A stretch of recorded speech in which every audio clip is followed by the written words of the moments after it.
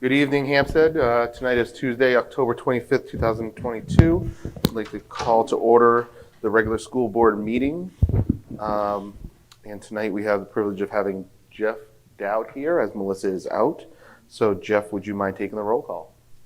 Oh, Mr. Smith, Yes, here. Mr. Giard, Here. Dr. Hubner, Here. Malcolm, here.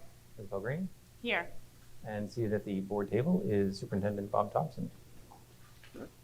And Oh, and our student rep, Shannon Capel, who has her own table this evening, just for the record. all right, asked to stand for the Pledge of Allegiance.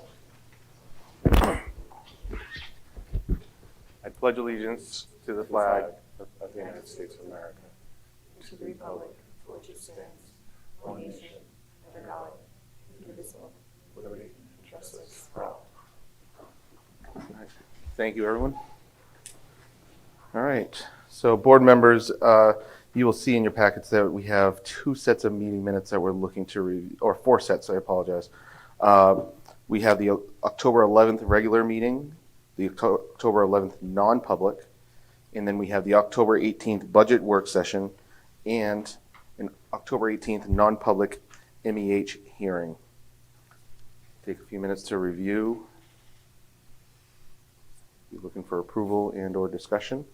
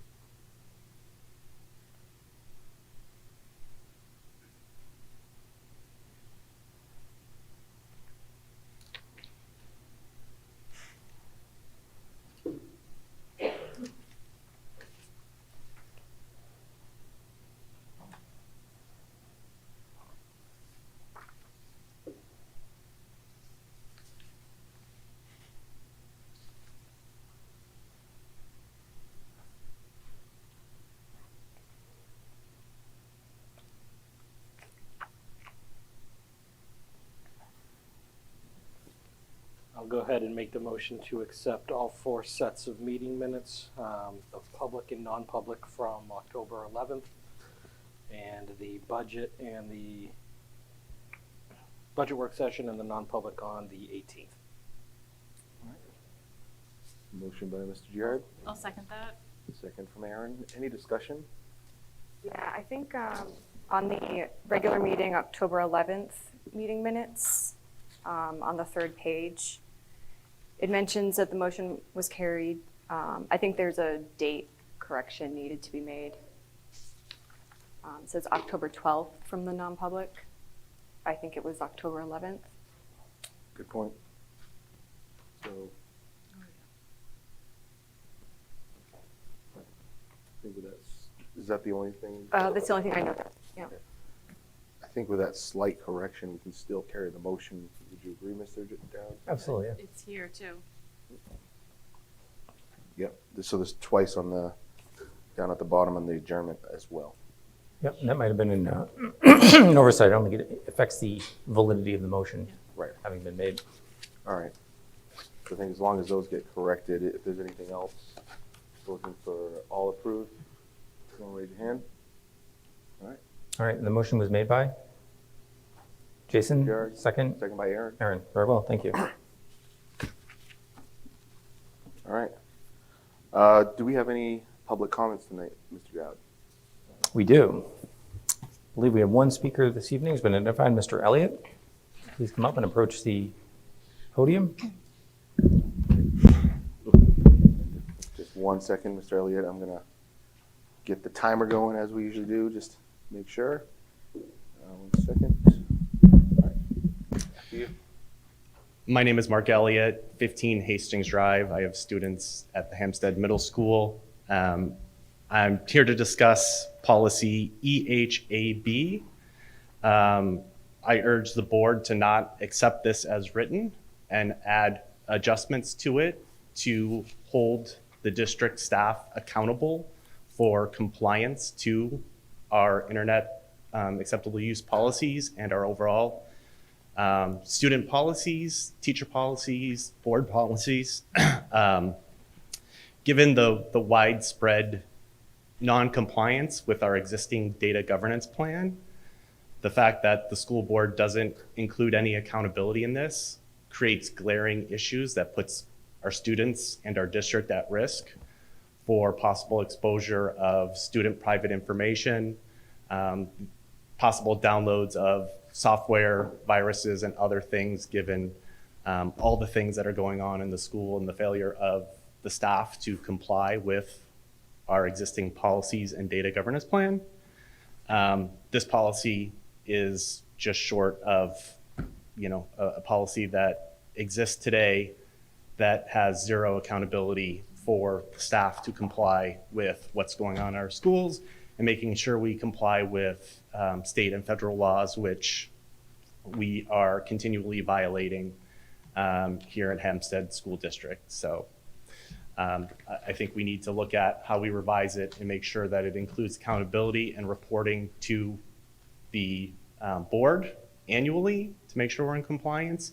And that report creates transparency for the families that we're all aware of what our district is doing to comply with all of these policies. Thank you. Thank you, Mr. Elliott. All right. Any other public comments, Mr. Dowd? All right.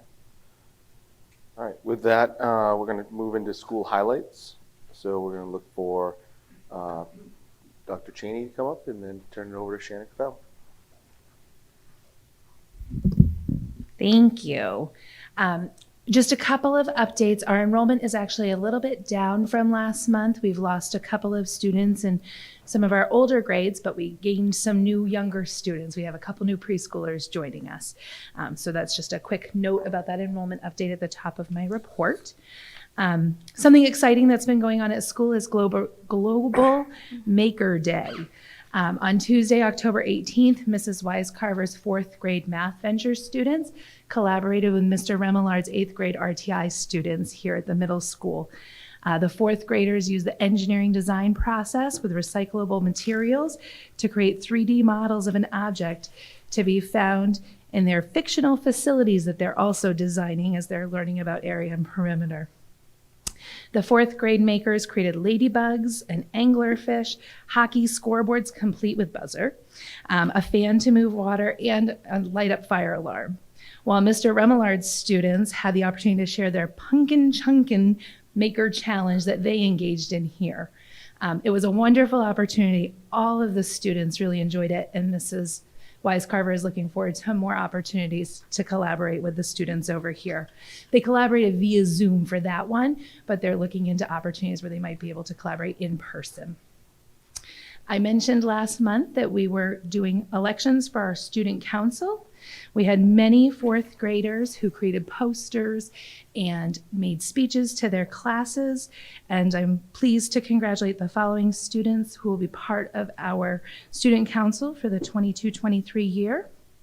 From Mrs. Burkett's class, we have Landon Corder and Amelia Marcinkovich. From Mrs. Dustin's class, we have Evie Moore and Jalen Lemoyne. From Mrs. Morin's class, we have Livy Forsizi and Madison Mallerby.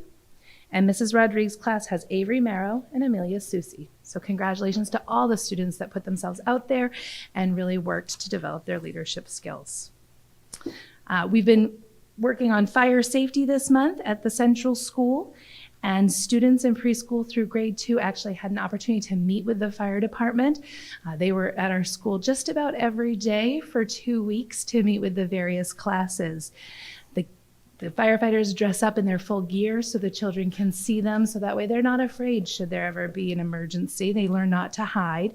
But really the highlight of their visit was when the fire department extends their ladder truck all the way and one of them climbs all the way to the top and the children just cheer the whole way. So it's a lot of fun and a nice opportunity to develop that partnership with our community. Our Universal Design for Learning team just completed their first set of instructional rounds.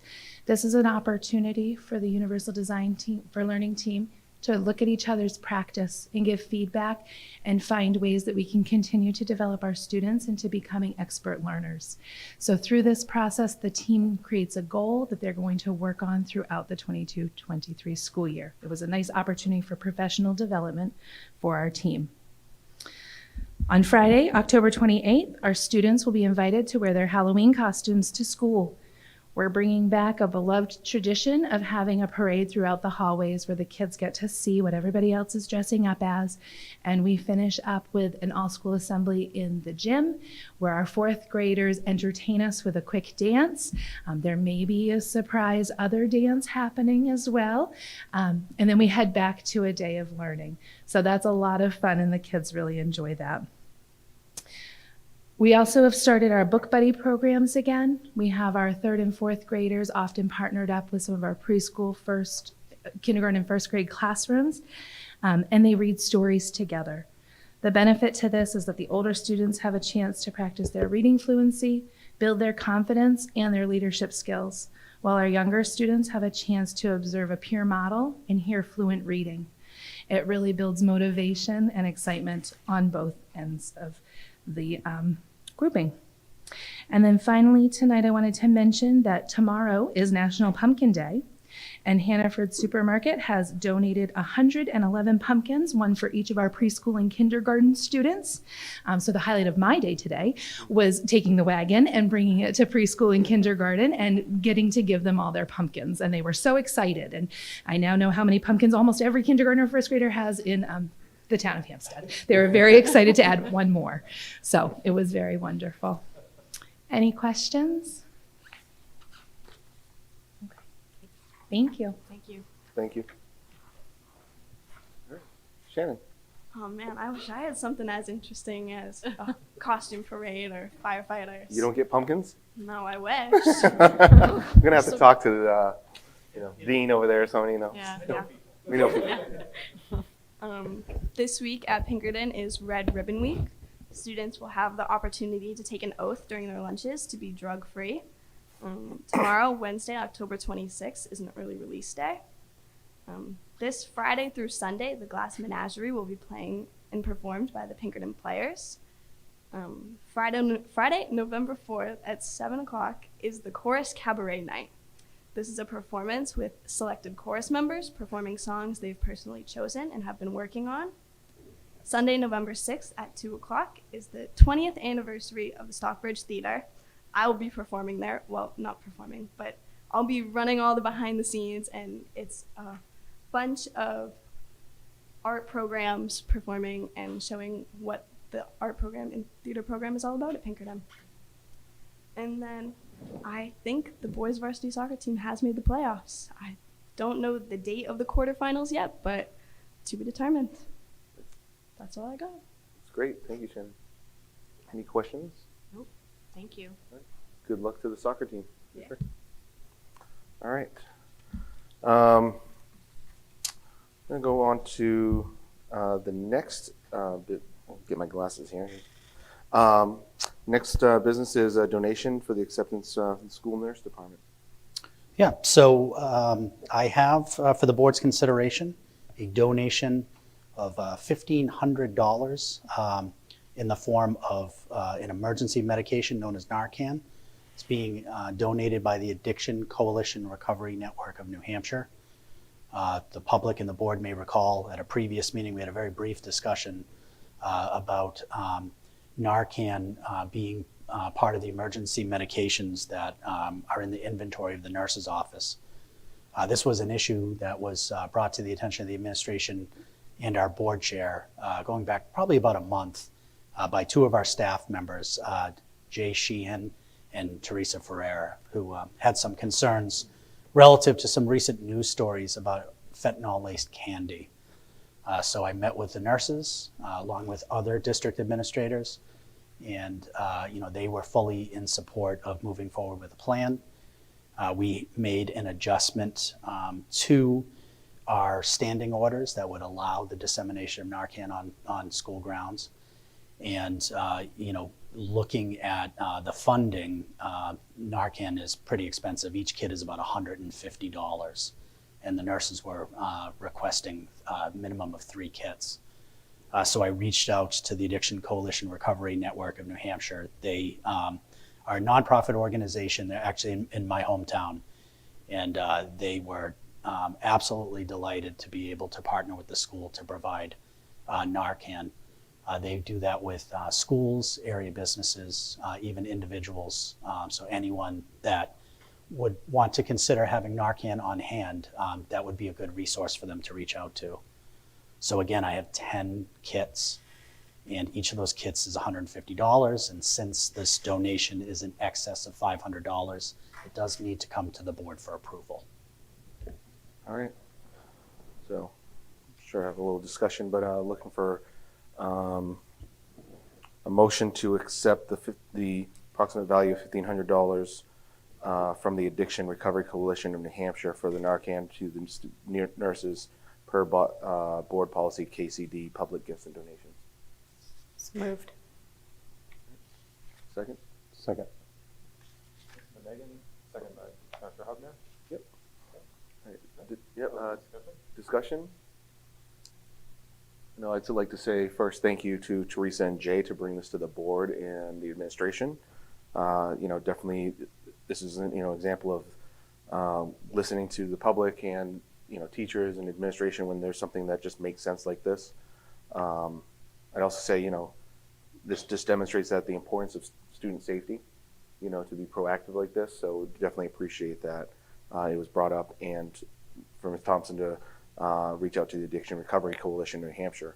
This is just really good news that we're doing this. It's an unfortunate situation, as we know, but making the best of that, we're prepared. I think that's a good thing. So definitely appreciate all that have been involved for this. So please pass on our appreciation to both Jay and Teresa. Absolutely. Anything else for? All right, all approved. Appreciate it. All right, thank you. All right, for this next one, we're going to talk about a bit about the HCS addition plan design. Ms. Thompson, will we have something up on the computer here for this? Yes, we will. Here we go. Oh, wonderful. All right, so before we get into the images and kind of doing a navigation through this, just want to talk about this to the public, where we've been and where we're heading. So as everybody knows, in March, we started talking and brainstorming about different ideas. And one of this plan right here was brought to you by yours truly, Jeff Dowd, of something that, it's the general direction of where the plans went with what he brought. Because what we discussed was we needed a new plan. We needed to prioritize what was needed for the district and the community. And really it came down to 3 specific areas that, led by Mr. Thompson and with Dr. Cheney, but board members and community members have brought. We're really trying to address 3 main areas, really simplistically, is looking at safety of the students, looking at satisfying our special education needs, as well as satisfying student education space. And with the plans you're going to hear and see in a moment, that's what we're really looking to address. And along the way, it's been a little bit of a longer road than what we've typically done over the last few years. And it's because this is a new plan. And with a new plan, we have to vet a number of parts of the plan, not just pricing, but feasibility, look at the engineering of it, look at what's in, what's out, what's the priority. And along with this, we brought in community members to be part of a construction committee. And we want to vet through that what we're delivering to the public when we talk later on in the coming months is a solid plan with solid pricing, and that just takes time to do.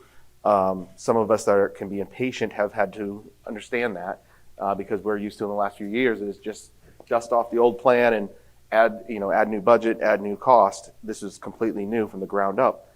Along with this is what you'll hear about in the coming months is a couple studies that are ongoing right now to look at our facilities, and that's through interviews with community members, interviews with administration, teachers, maybe even with some students to talk about what they like and what they don't like, as well as we are addressing what our student population looks like to be in the coming years, and making sure that as we know that in a number of years ago, kindergarten was moved into our school system without adding any classrooms.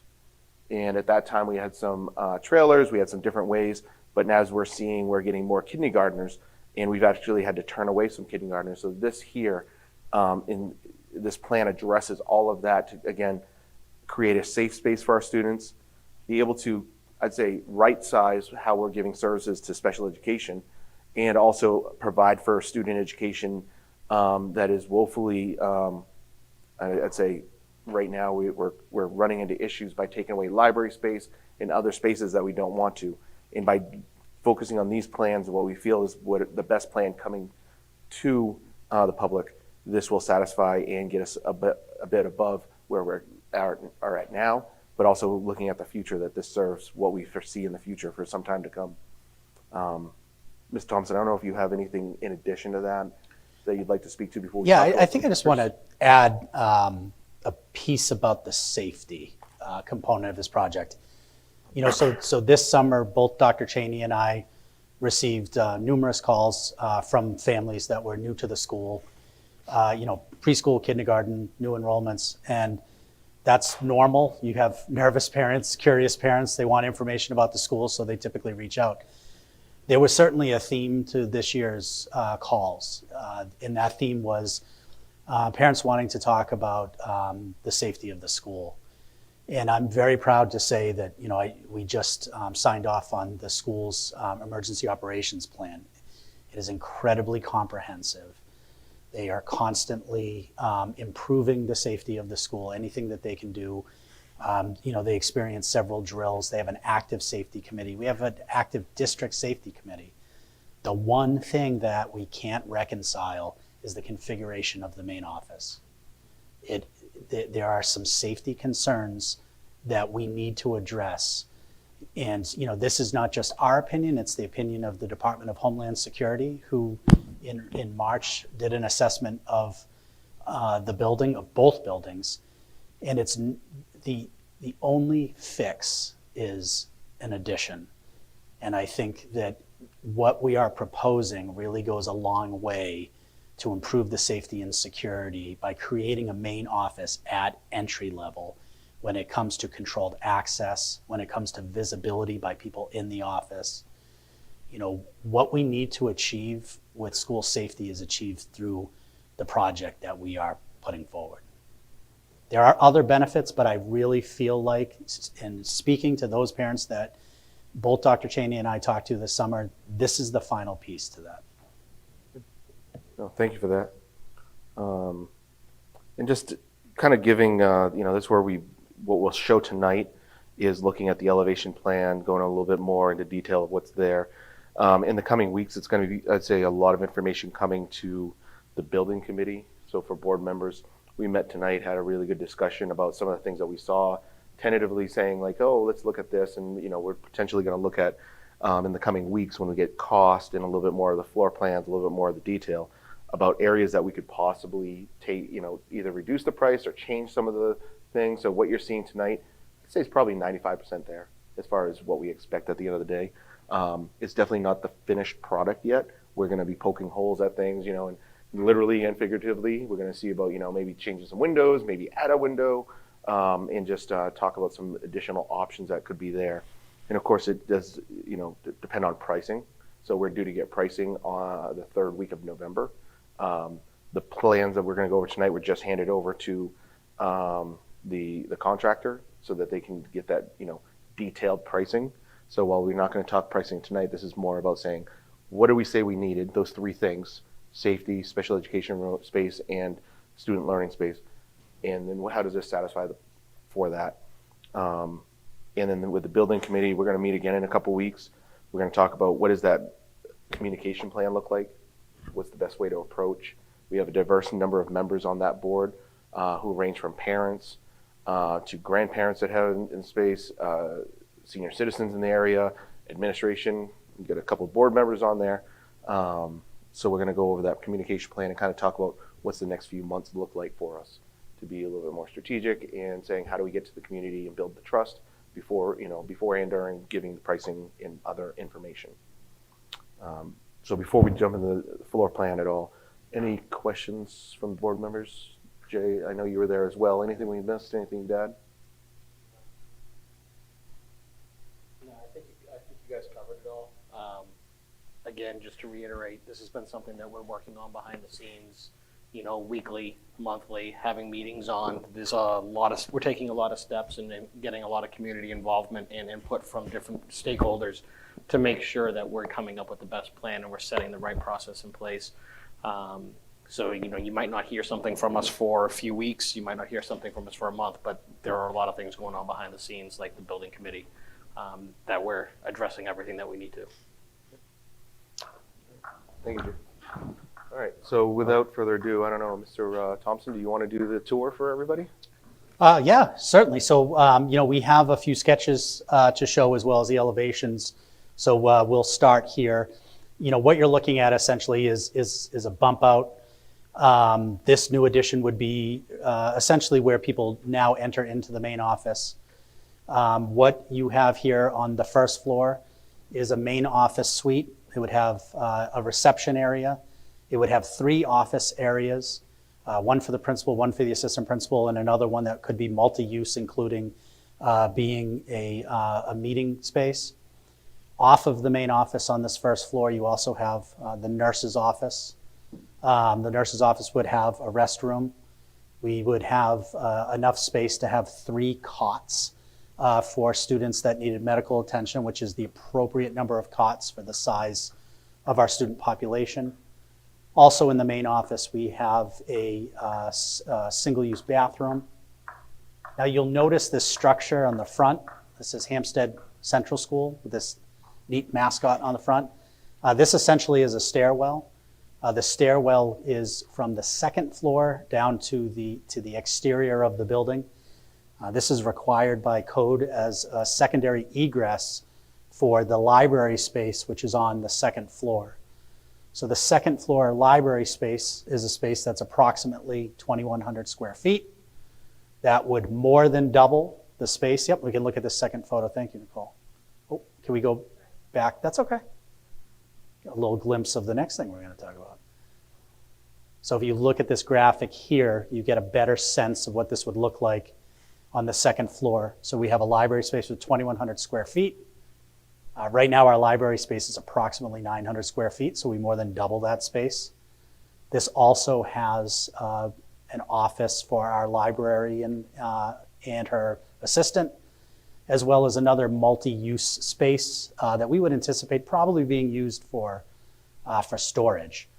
Now it's interesting, the elevation here, the second floor library space does not line up with the top level of the building. So if you are walking into the building and you walk past the main office and you head up the stairs to the top level of the building, you'll notice there's a stoop there. That would be where the entrance to the library would be. I also do want to point out the foyer. So if you look at the 2 double doors there, what you can't see in this, but you will see in future designs, there's actually a security window there. It's a very secure area. There's another set of doors inside there. So essentially any business, anyone coming to the school first has to get buzzed in to that main set of doors. Then they're inside that vestibule reception area where they get vetted. And if they're properly vetted, then they'd be allowed access either into the main office or wherever else they had school business.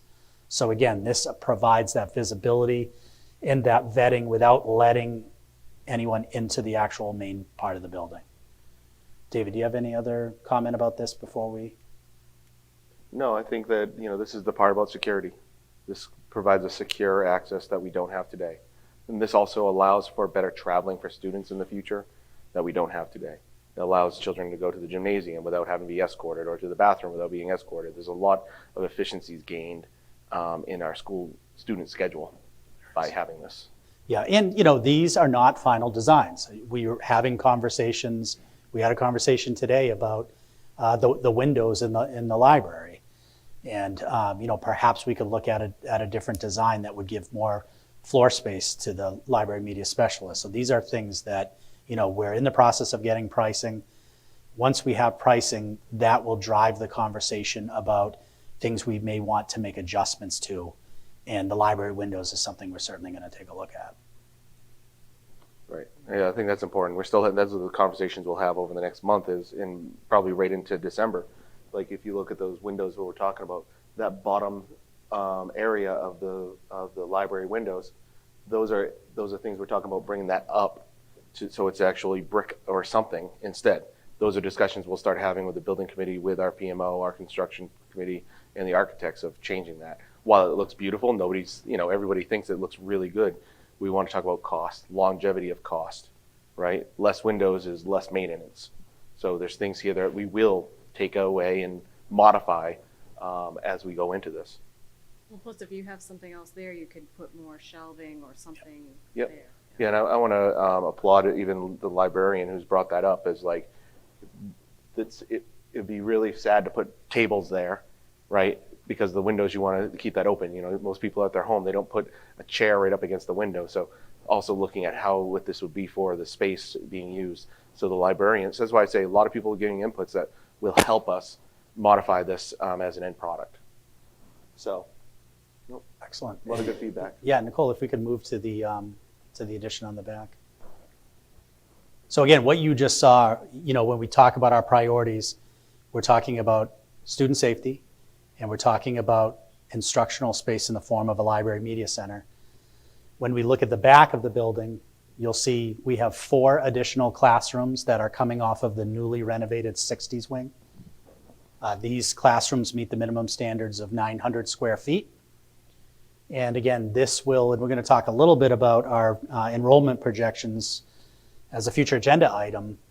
This will allow us for expansion of kindergarten and our increasing enrollment that we are beginning to see. There are entrances on each side of the building, as well as on the end. And not to put you on the spot, Jeff, but can you talk a little bit about the elevation? In fact, Nicole, can I have you go to the next slide, the next picture?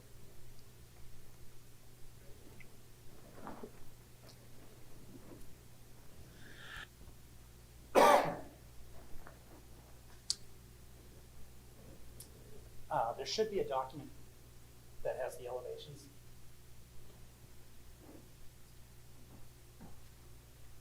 Oh, do you want to talk a little bit about it, Jeff, and I can see if we can pull up the document? Sure. So the rear of the building we just saw, where the 60s wing does have a significant drop off. And so we have an additional stairwell, or we have an exit off of the stairwell to accommodate that, which is what you see on the screen now.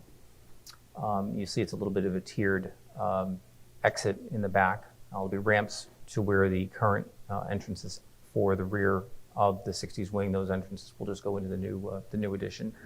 The stairwell inside the 60s wing, which is far too small for practical and safety purposes, will be removed, and the stairwell will be placed in the back of that, toward the rear of the new, in between the 4 new classrooms, so 2 on each side, and it will be right in the middle. We expect that the front of the building, which I think is a different slide as well, but the front of the building will be that large structure that you see, which was beige, cream colored, is going to be for an exit, fire exit stairway as well in the front of the building where the main office, in that area where the main office is now near the corner. Okay. So we're looking to keep the same theme as what the current 60s wing looks like after it was refinished or redone, refurbished in the last year and a half, 2 years. So we'll carry that theme on through. You can see the appearance of the actual back of the building without the trailers there. The modular buildings that we have really opens the space up quite a bit. Also looking at septic design as well as part of this this project. We're having a septic analysis done to gauge the current state of our system and determine where we may be able to, or what we may be able to replace it with when the time comes. The system's 38 years old, quite advanced for its year, quite sturdy for its age. So you can see at the top, the very first image would be what this looks like from the back. You can almost barely tell because the 60s wing is already there, that there's another addition there, another two classrooms at the bottom, 2 classrooms on the top. You'll see a blue door in the middle, and that's a lower door that will be at grade for the completed grade of the project.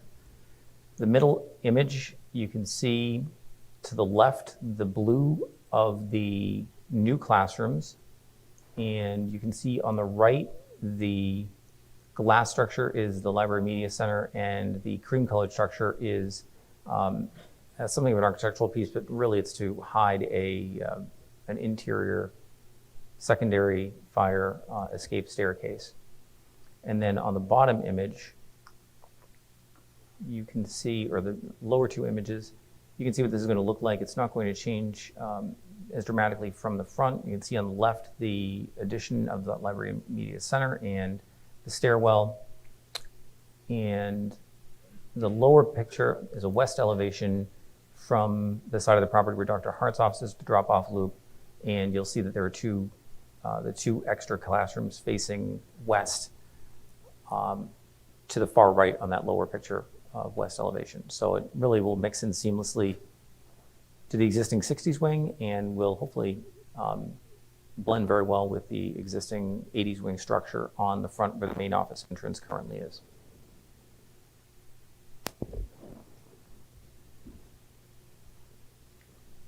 And I'd say for the next school board meeting, we will have the floor plans to provide.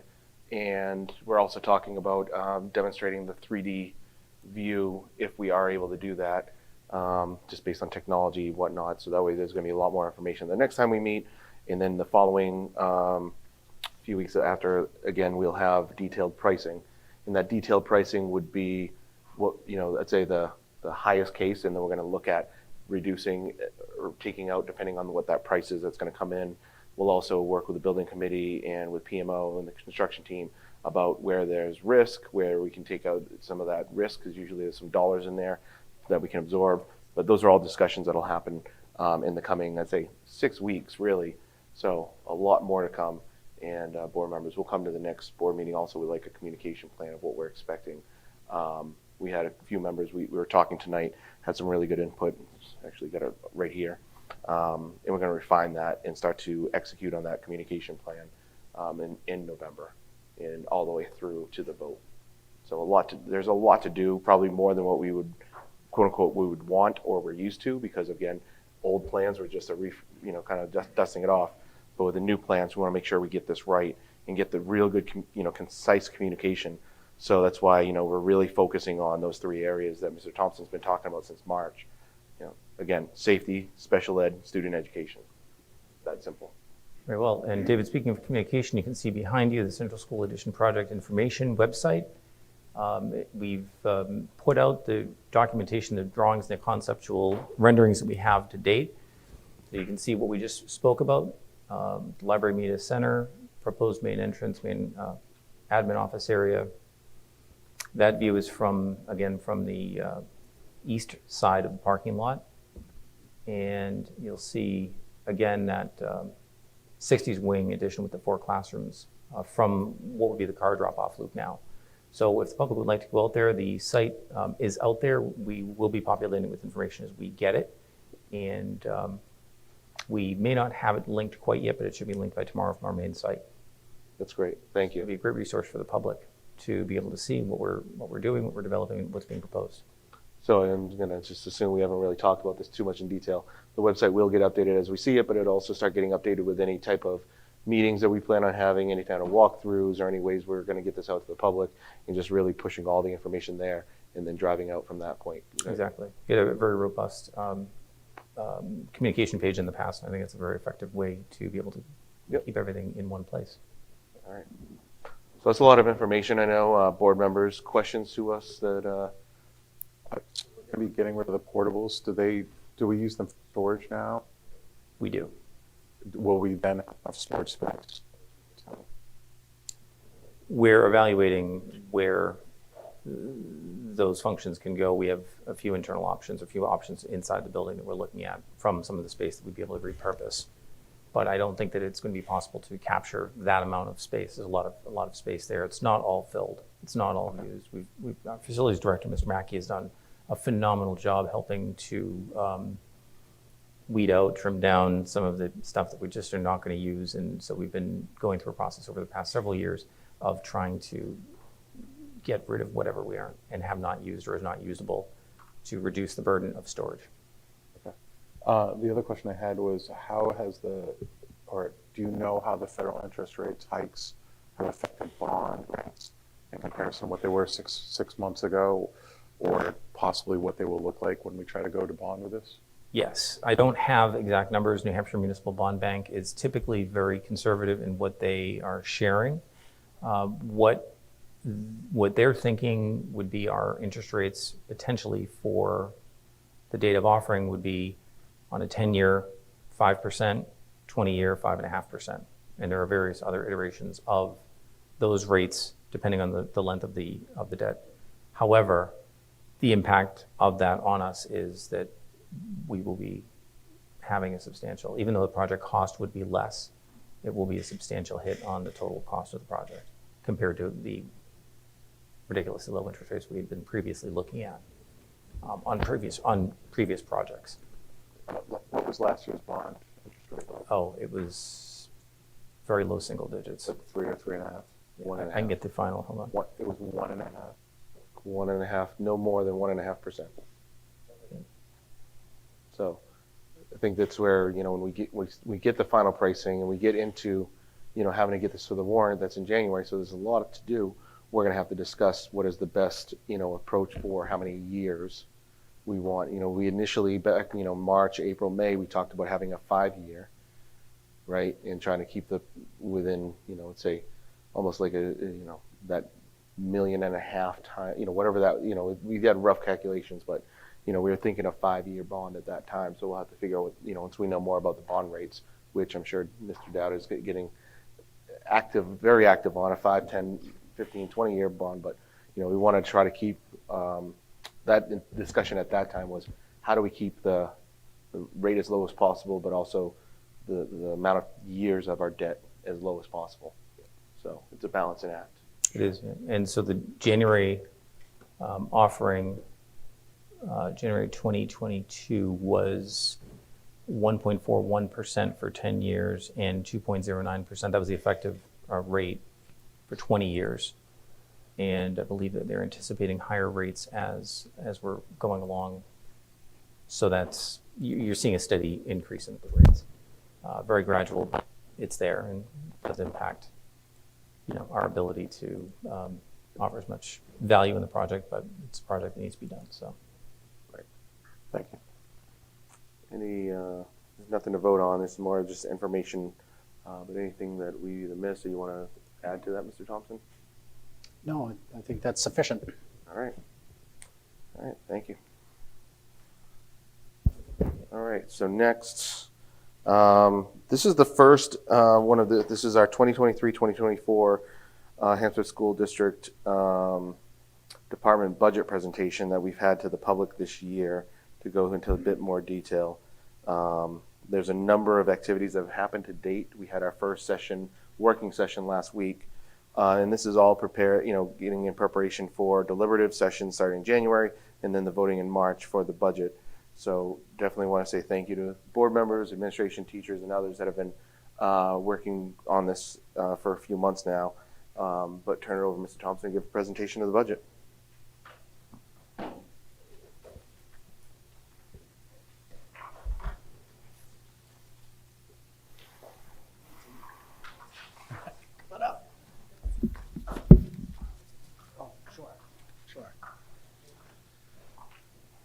All right, just a minute. We got our team coming up here. All right, so I am very excited tonight to be able to intro the school and department budgets.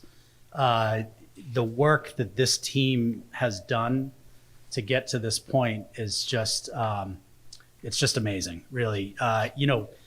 Budgeting starts really in July. We start having conversations about what the needs are for the upcoming school year, what are items that we didn't anticipate, so that we can make sure we capture those in the following year's budget.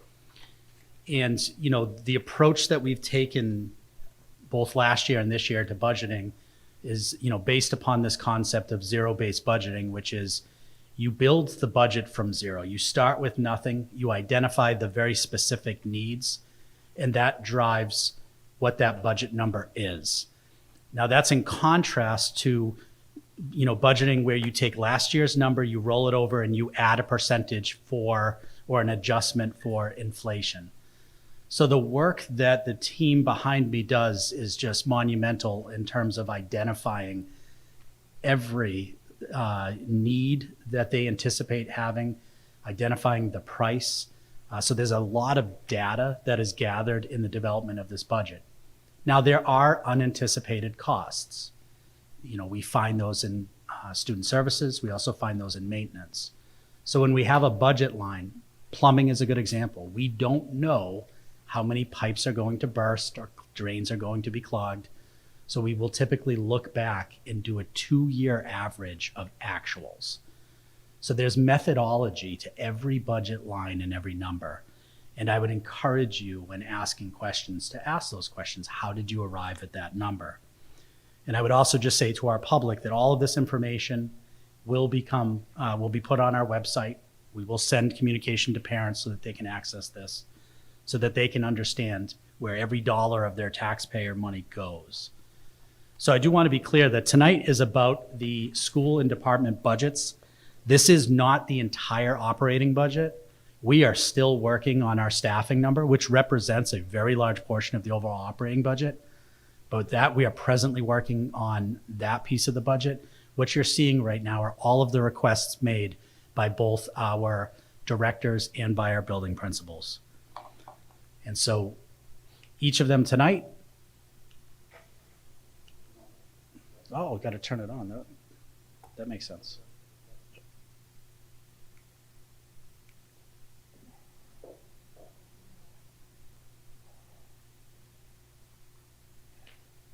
So each of them tonight will spend approximately 5 minutes. They're going to walk through some data, including what some of the major budget drivers are. And then you'll have an opportunity at the end of the presentation to ask questions. Can I advance the slide? So it's really important. We have to focus on the big picture when it comes to budgeting. What is the purpose of our operating budget? And really, there's 4 goals that we have. The first is to ensure financial commitment to the values and priorities identified in the Hsd strategic plan. As the board and the public will recall, we went through a year-long process of developing a strategic plan. It identifies the values and the priorities of the district. That was the lens under which many of the items that are being requested, for which we looked. So we always have an eye on that strategic plan and making sure we're able to achieve the priorities identified in the strategic plan through the budgeting process. We also want to ensure through our budgeting process that we are keeping our educational facilities in good working order. We also want to ensure that we have robust information technology systems that support and strengthen our instructional and operational capabilities.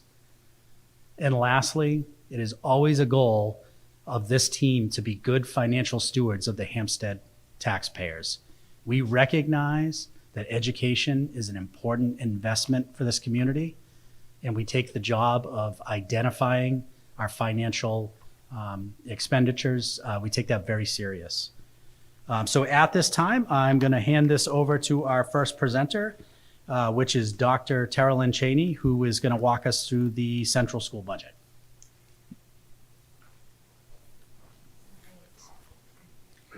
Thank you. So the Hampstead Central School budget for the 23-24 fiscal year proposed is $246,735. That's an increase from our current budgeted amount of $209,441, a difference of $37,294. One of the biggest drivers of that, as you can see here, is our projected enrollment for the 23-24 school year. Currently, we have 451 students, but per the NSDEC projections, which is a system that we use to try to see how many students, try to anticipate how many students will be joining us next year, we're graduating a very small fourth grade class of only 68 up to the middle school, and we're anticipating a very large class of incoming kindergartners of approximately 103. So that will increase our enrollment about 50 students come the fall. So some other highlights from our budget for this year, for next year, excuse me, are an increase in our library book line of about $3,500. And this is to further develop our digital library, which includes audiobooks and ebooks and things of that nature to make text and reading more accessible to our students. One place where we will realize a little bit of cost savings is in our audio-visual new and replacement equipment lines. We have replaced many devices over the last few years, and now with students having one-to-one, we don't have that same need for additional devices. In our elementary ed supply line, which is really our general supply line, you'll see an increase of about $3,000. And that's really due to the cost of supplies all around going up. Paper has been a significant increase for us. Even for the 22-23 school year, we anticipate that to be the same for the 23-24. One of the larger budget increases is around elementary education replacement equipment. We're anticipating about $16,000 to be up in that line, and that's because I'm proposing to start a 5-year replacement cycle for our classroom furniture. Many of our items are at the end of life. I've worked closely with our facilities department and our teachers to identify what our priorities are.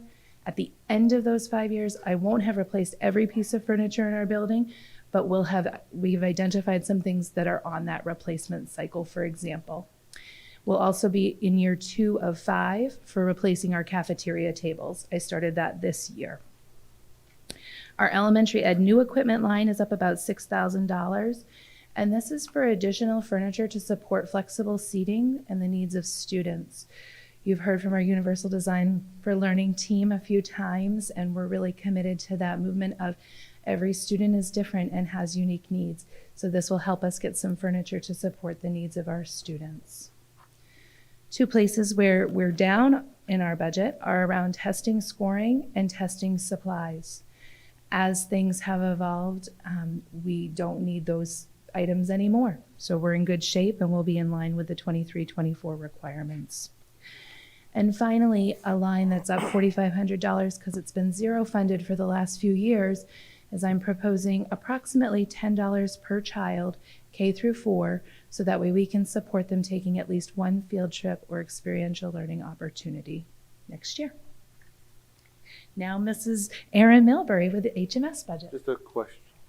As a matter of process, does it make more sense to ask questions now if we have any that we want to discuss, or should we wait till the end, Mr. Yeah, so we discussed this as a team. It's probably better for the end because you're going to see that the curriculum presentation, the tech, and the facilities have elements of both buildings, so. Okay. Sounds good. Thank you.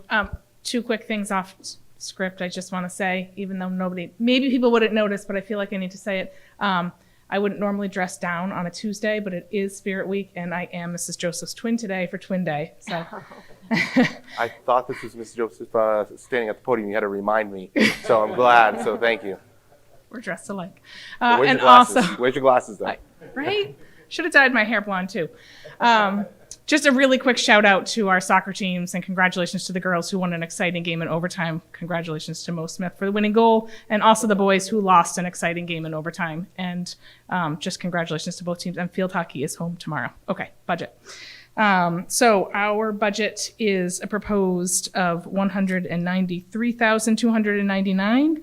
That is a difference of a decrease of $15,663. So I will briefly talk enrollment. We have the opposite happening at the middle school where we are losing our 8th grade classes quite large and we're bringing in that small group of 4th grade. So our enrollment is projected to be down by about 40 students next year. So just the highlights of where we are seeing savings, and then one kind of larger increase for us are as follows. Our information access fees are down just because we were able to bundle some of our programs together and save money on that. We are seeing an increase in some equipment in the language arts department for instructional technology. The math department purchased this technology this year and is using it and seeing some great benefits in the classroom with instruction, and so the language arts department is hoping to do the same.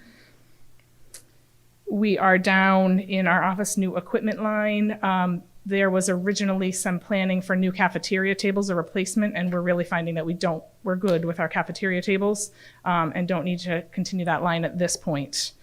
We've had a discussion as to whether we should really look at that replacement and start purchasing, but we really feel like they're in good shape. Family and Consumer Science also is seeing that they were able to purchase new equipment for this year, but we don't need to purchase that same equipment for next year. So we're keeping a close eye on the equipment in that room in terms of, which equipment we are replacing, but not needing this line to be this large. Guidance also had a budget line in there that was a one-time purchase that we don't need. Library furniture was able to purchase equipment this year and does not need to purchase more new furniture for next year because of the furniture she was able to buy this year. She was actually quite pleased with what she was able to get this year. And then athletic, transportation, and officials, it was budgeted for this year to have a B team for soccer, and we did not find that we had the numbers to support that, so we took that out of the budget. And now I bring you Mrs. Jessica Parsons.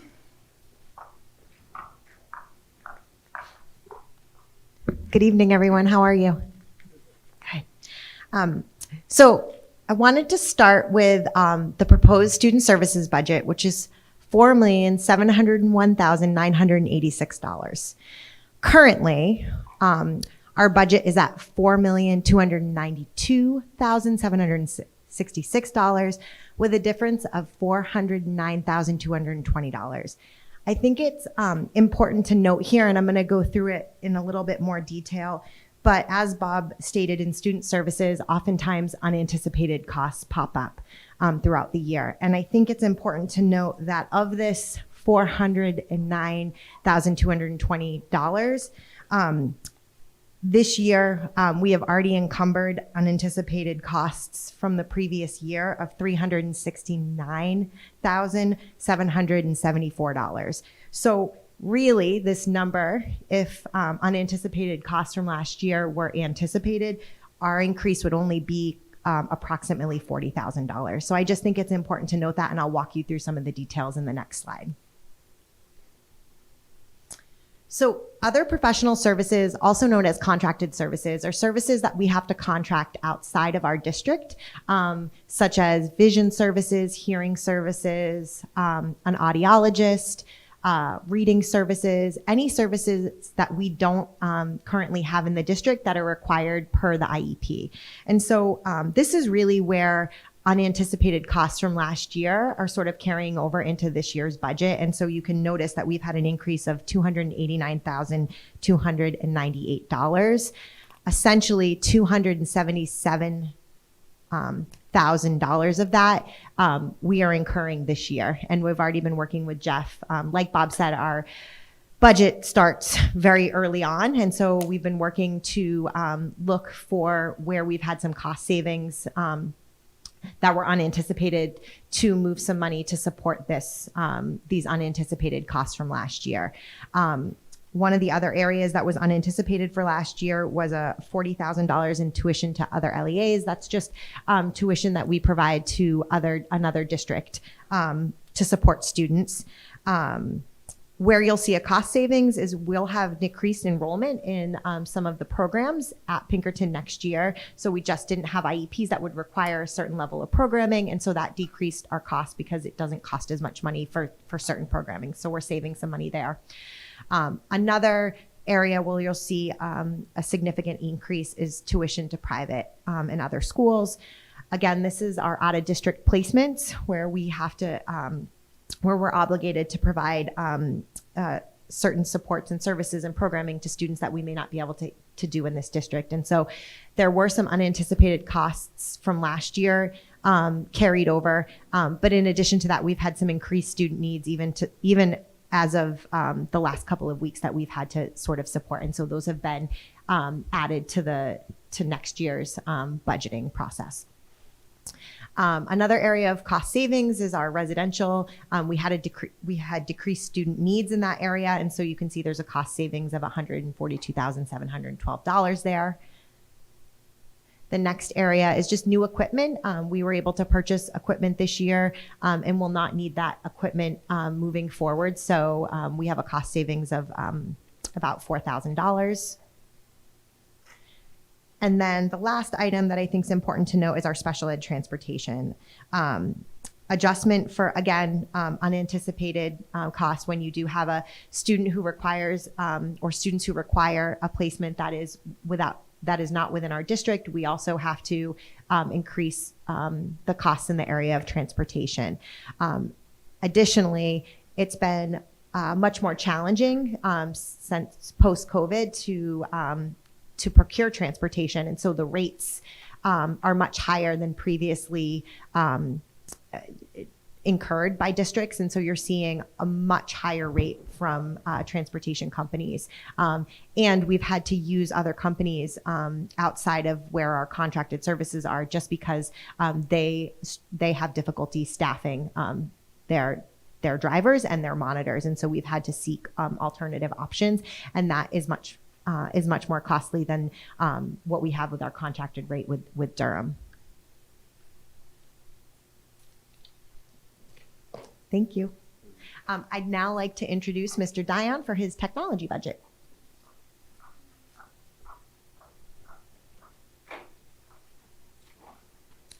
Good evening, everyone. The Hempstead School District Technology proposed budget is $351,611 for a decrease from our current budget of $370,628. This difference is $19,017. First up, we have tech supplies on our line item. This is a decrease of $2,254, which includes lower anticipated expenditures. Could I advance the slide, please? Thank you. We also have info access fees with a decrease of $13,332. This includes the removal website costs in the 22-23 budget.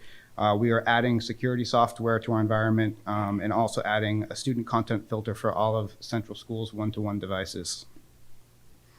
On our technology repairs, we have a decrease of $1,463. This is going to add replacement batteries for our uninterruptible power supply infrastructure at both schools. For technology new equipment, we have a decrease of $910. We were also able to add 8 standard wireless handheld microphones for the Hampstead School District broadcasts and for the school board. For the technology replacement equipment, we do have an increase of $3,398. And this is because we moved a printer lease from the district line to my technology budget line. For the technology replacement computer network, we have a decrease of $28,130. And this is a lower cycle replacement cost. We did remove the computer lab replacement as we did that this past summer. And it does include the staff device replacement cycle. In our software line, we do have an addition of $25,013. We are adding enterprise antivirus to our staff devices. We are including coding software for HCS and HMS for vertical alignment.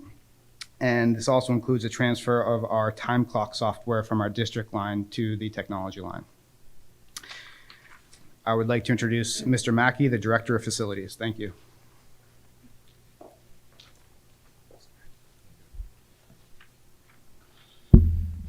Evening, everyone. All right, so the proposed budget is $926,844.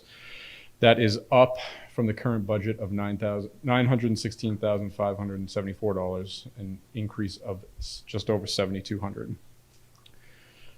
Moving on to the highlights. Thank you.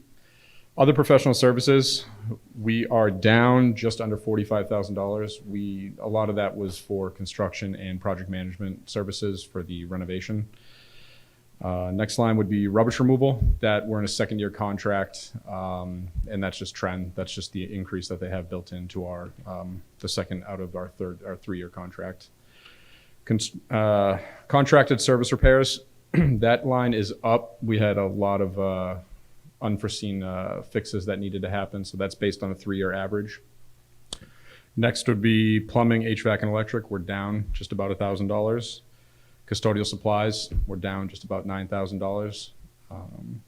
The next 3 lines, electric, oil, heating, and propane, as we all know, those all have been going up. These are just round numbers. These are what each line item is going up. I'm bumping each line up to. That way we're covered.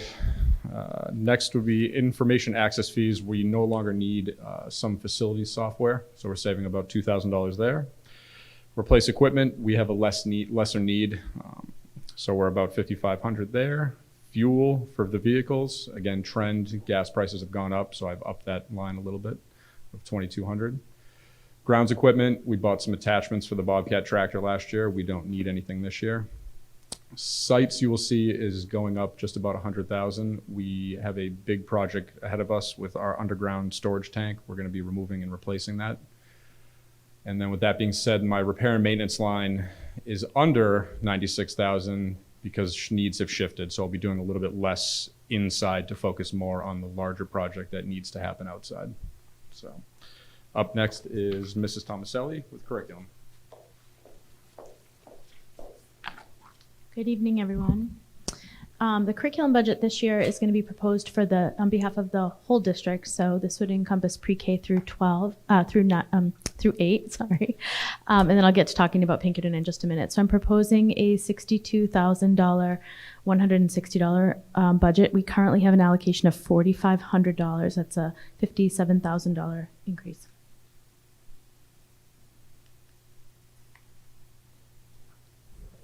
No, it won't work because I think I'm in front of it. So really this is just comprised of 3 main lines. You're going to see a approximate allocation of $45,000 for each school. This is to reestablish a curriculum cycle. So prior to COVID, there was a really robust curriculum cycle in Hampstead where we would evaluate, purchase, and implement curriculum in our content areas over 3 to 4 years. Some contracts last 5 or 6. So right now we are in the process of piloting a variety of different ELA, different curriculum. I would like to have a allocation in place so that once we get data back from that ELA pilot group, we know what to purchase. If we're going to curate our own materials, there's some money in there to do curriculum development and pay our teachers for their work over the summer or outside of the contractual day. We also have a negative decrease there of $27,840. That was for FLES consultation that's no longer needed. We will still be designing FLES curriculum, but that will be paid for out of all of our other current curriculum work with ESSER. The next slide I want to talk about is our Pinkerton enrollment. So you can see on the left our actual enrollment this year at Pinkerton is 364 students. Next year, we're projecting 397 students. We have a fairly large 8th grade class that'll be moving over. And we also have to account for a handful of kiddos that do the ACT or their HiSET program. And then when you add our projected elementary enrollment to it, we have a slight increase. So we're looking at about 1,241 students in the district pre-K through 12. This slide shows our projected Pinkerton tuition. You can see this year we budgeted for 395 students. And the rate was, we projected the rate last year for this year to be 14,314.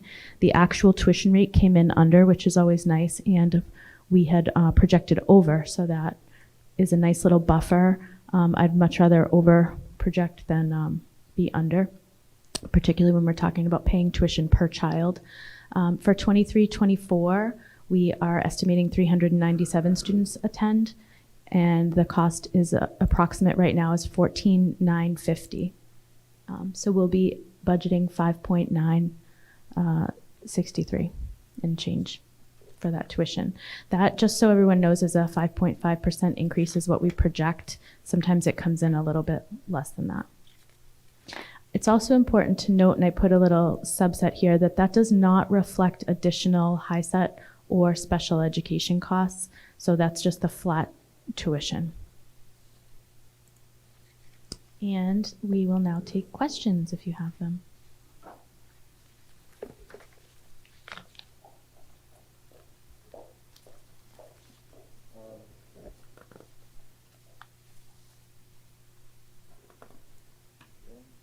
Thompson, before we go into questions I just asked, can you just remind the public what's some of the steps coming up in the coming weeks when we talk about budget, about refining this, and what's the next step so everyone knows what we're doing? Yeah, so I think, obviously the goal tonight is to make the public aware. It would be our intention to release this information to the public via our website. We're very interested in any feedback that the board may have. There are portions of this proposed budget that, we're still getting pricing on, so we will refine our pricing and our budget over the next couple of weeks. I think the heavy lifting moving forward is around staffing and looking at staffing needs and making the adjustments. I've informed the board previously, we need an ELL teacher, an English language learner teacher, to help support our children whose primary language is not English. So we're in the process of finalizing our staffing. We'll be able to bring that piece as a total package back to the board, and we'll be able to give you the most accurate, operating budget that we'd be proposing for FY24. Okay. This is the first glimpse, so to speak. Yep. So kind of going off of that, a lot of the increases, the unexpected increases, were for contractors. If we get students like ELL or something like that, if we cannot find a contracted teacher to bring in, we then have to provide contracted services that tend to be more expensive. Is that correct? That is correct. And I really have to give credit to our new director of student services, because Jess, has really gone through, and I know, tonight's not about the staffing, but to give you a taste or a glimpse, already having conversations about the contracted services, where we might be able to hire our own people, where we might be able to save money. You will see a proposal in terms of staffing where we'll reduce our contracted services by adding our own staff. It's really challenging to do with these part-time positions. When we talk about vision and hearing or even PT, those are things that we probably can't hire for, but we could look at our reading services. We're also looking at a speech language pathologist. We're contracting those services right now. We'd really like to have an in-house person. They're hard positions to fill.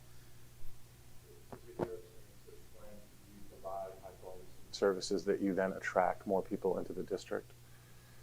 Oh yeah, absolutely. I think the issue that we're facing right now, and it's not just here in Hampstead, it's across the state, it's across the country, is there's a very limited pool of qualified people. And so that is the challenge. So we have to be cautious with our budgeting, Because if we budget for the elimination of contracted services, and we're unable to identify someone to hire, now we have unanticipated costs, if that makes sense. And then also, if we have more special education space, that would allow us to hopefully keep more people in district, and then we would save money both on out-of-district placement and also transportation. Yeah, that is always a hard question to answer, because I can't tell you, and I know our Director of Student Services can't tell you what the needs of our students are. Students move in every day, they leave. It's also, in my experience in student services, typically when when a child is placed in an out-of-district placement, which is a decision of an IEP team, it often is difficult for them to come back. So I would love to think that additional space would allow us the opportunity to expand some of our in-house services, but I can't give you a guarantee on that. Would you agree, though, that with lack of space, it definitely pushes us in the wrong direction? Oh, it certainly does. So in the contrast, if we have more space, there's more likely of a chance that we're able to keep things in. Absolutely. So by doing that, we could theoretically lower cost. We could. Right. Not saying what it will be, not asking you pennies and cents. Yeah. But common sense says more space, we can do what we want. Less space, we're forced, our hands are forced. That is correct. Okay. Does that help? Yeah, no, I would agree. If we have more flexibility, we can try to do options, hire more personnel, try to keep things in-house. We may not be able to, and we're obviously going to do what's best for the student. But right. Again, flexibility is always good. Right. Yeah, the space conversation has come up when we talk about staffing at the central school in terms of, a school counselor. There's been conversations about adding an additional school counselor, given, we teeter around the education spec for number of school counselors. We don't have a place to put them. And I think that same argument can be extended when we start to talk about our student services in general and what we can provide for kids in-house. It is future expansion of any type of program or service is limited by the space at Central School. Right. Thank you. So board members, we haven't talked about how we want to approach this with discussion, but I'd like to propose that unless there's a question about overarching process, maybe we go through in the order that was presented to us. So if we have a question for first Dr. Cheney, we all ask the questions to Dr. Cheney. So that way we don't have people coming up and back. And so everybody knows when they're going to start getting grilled. So it prepares them a little bit better. No, I kid. We had a really good session last week where we went through detail line by line. So my only overarching question right now, at least from my standpoint, is back to this will be posted to the website no different than we did last year, what we just saw, correct, Ms. Thompson? That is correct. Would that be this week? What is your? I would have to check with, yeah, we can make that happen. Okay.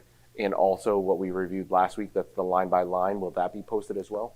Yeah, we're working on the budget detail. We do intend to put it on the website. There is some fine tuning that needs to occur. Yep. So I'm a little cautious right now to put something on there that is going to change, but absolutely the budget detail. And I think, Mr. Dow and I were just having this conversation, like we are proud of that budget detail.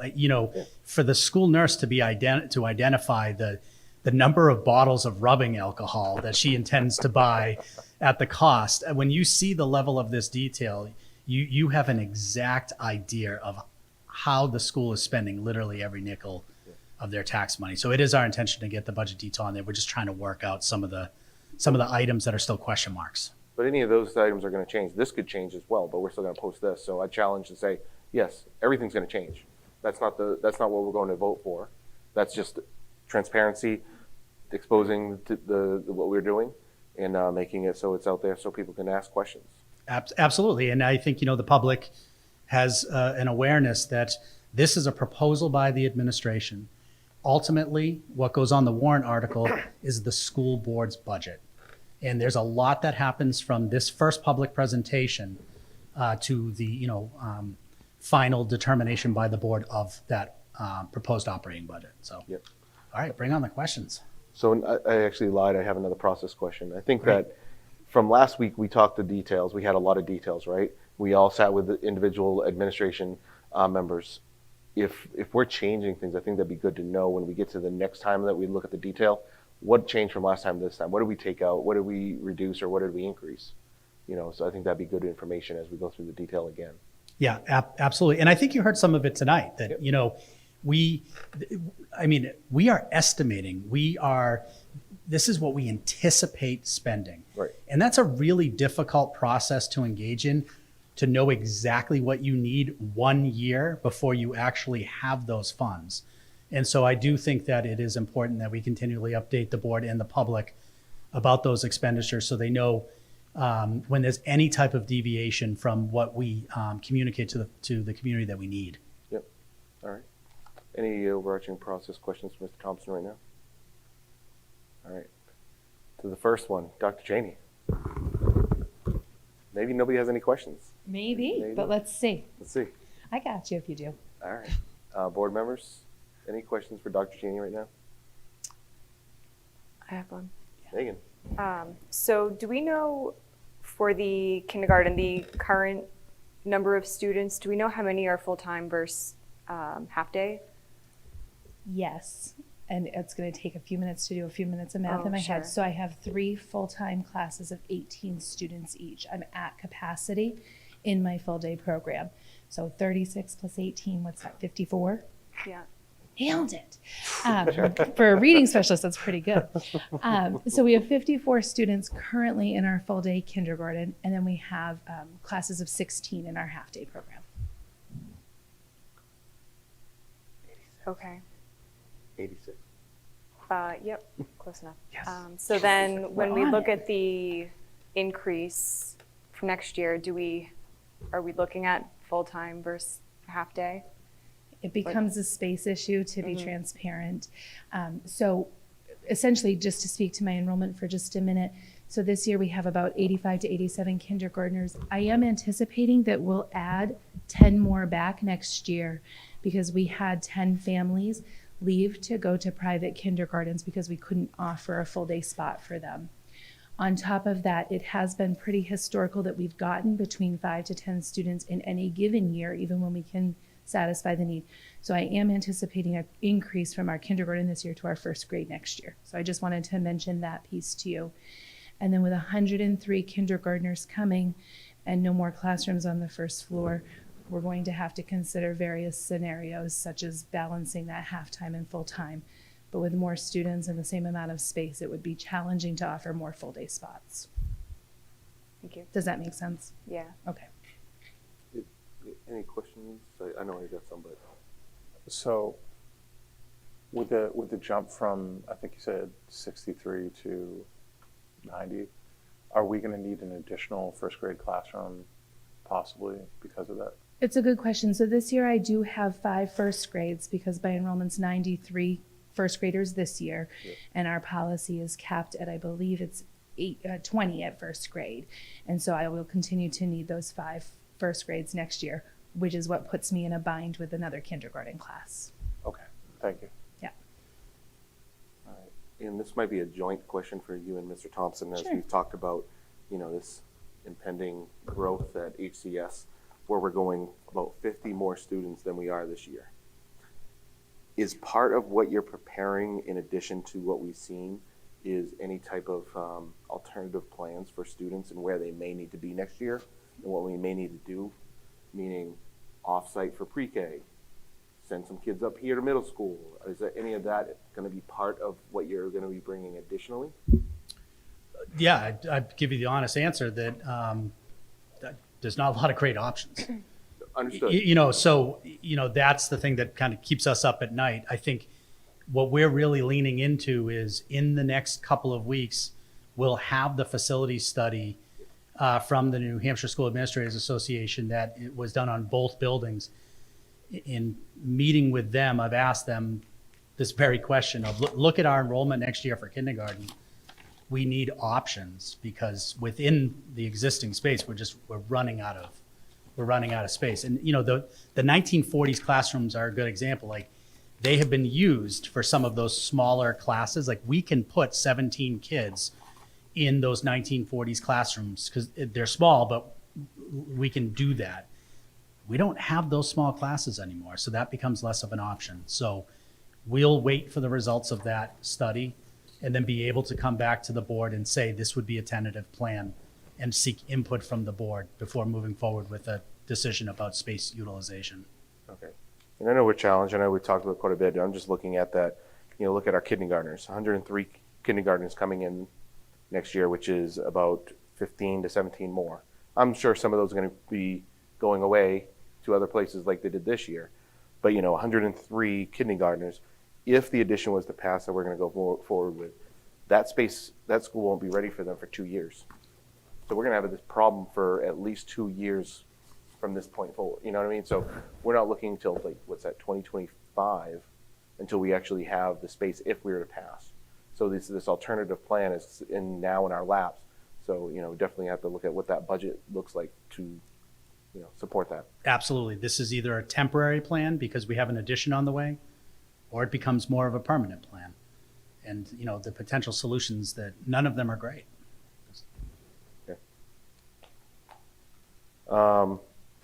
This is probably for overall everything, Dr. Cheney, but this doesn't include any grants that we're going to be going after as well. So this is our budget, not necessarily what the revenue or what we'll be getting, just to remind the public. In the past, we've got grants for a number of things. We've done really well, so thank you to everybody, Nicole and everyone that's been able to get the grants. But some of the things that you've brought up, as well as others, like the equipment for flexible seating, we've been able to get grants for that. So even though we're budgeting for that, we could potentially be getting after grants to help cover that as well. That's part of the plan here. Yes, that's correct. So if we can't get grants, I wanted to make sure that it was here in our budget because it is that important to us. But if we are able to get grants, we'll be able to reduce those lines. Okay. Any other questions for Dr. Cheney before we go to the next one? I know that you know every single line item on that sheet, so good. All right. Thank you very much.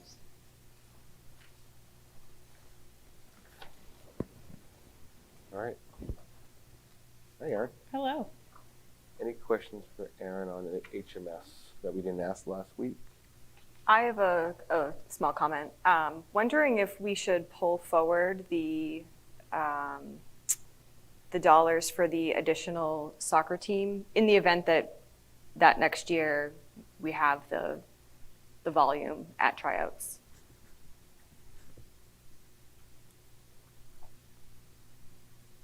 I'd be looking to maybe the athletic director or somebody to help answer that. I mean, I don't know. It wasn't there needed this year, but I don't know. And we did talk about that, and she didn't feel that it was necessary. I mean, I think especially since we're losing kind of a big cohort of 8th graders and potentially, although our 5th grade is large too. But I think the other issue along with not having the players is getting coaches is challenging. So I think she's looking at all the factors of, is it really realistic to have a B team in there? I'm certainly happy to leave it in and see where we land. If you budget for it though and we don't have it, then that's obviously money that's sitting out there, so. My only question, kind of a follow-up, it's around sports and whatnot, but it's the bus transportation. I know we've had a number of challenges this year, even having the transportation available to us. A couple of times we've had to cancel transportation. We're seeing, I think, a bigger issue. Luckily, we've been pretty good about it, but other school systems have seen that. Is there any concern here that, making sure we have enough in here for bus transportation for the sports teams between, we've got a number of sports teams, but do we think we have that covered? I believe we do, and we can certainly go back and take another look at it. It's, as you know, hard to predict those costs, but I do believe we looked at it and are going based on what we think the increases might be. Okay. I didn't put increases like that in here only because in places where we were seeing increases, we were also seeing decreases, so it kind of evened itself out. So I just stuck with the things that were really outliers. Okay. And what about field trips? I know Dr. Cheney put it in for hers. Anything here for field trips for any students or grades that you're looking at?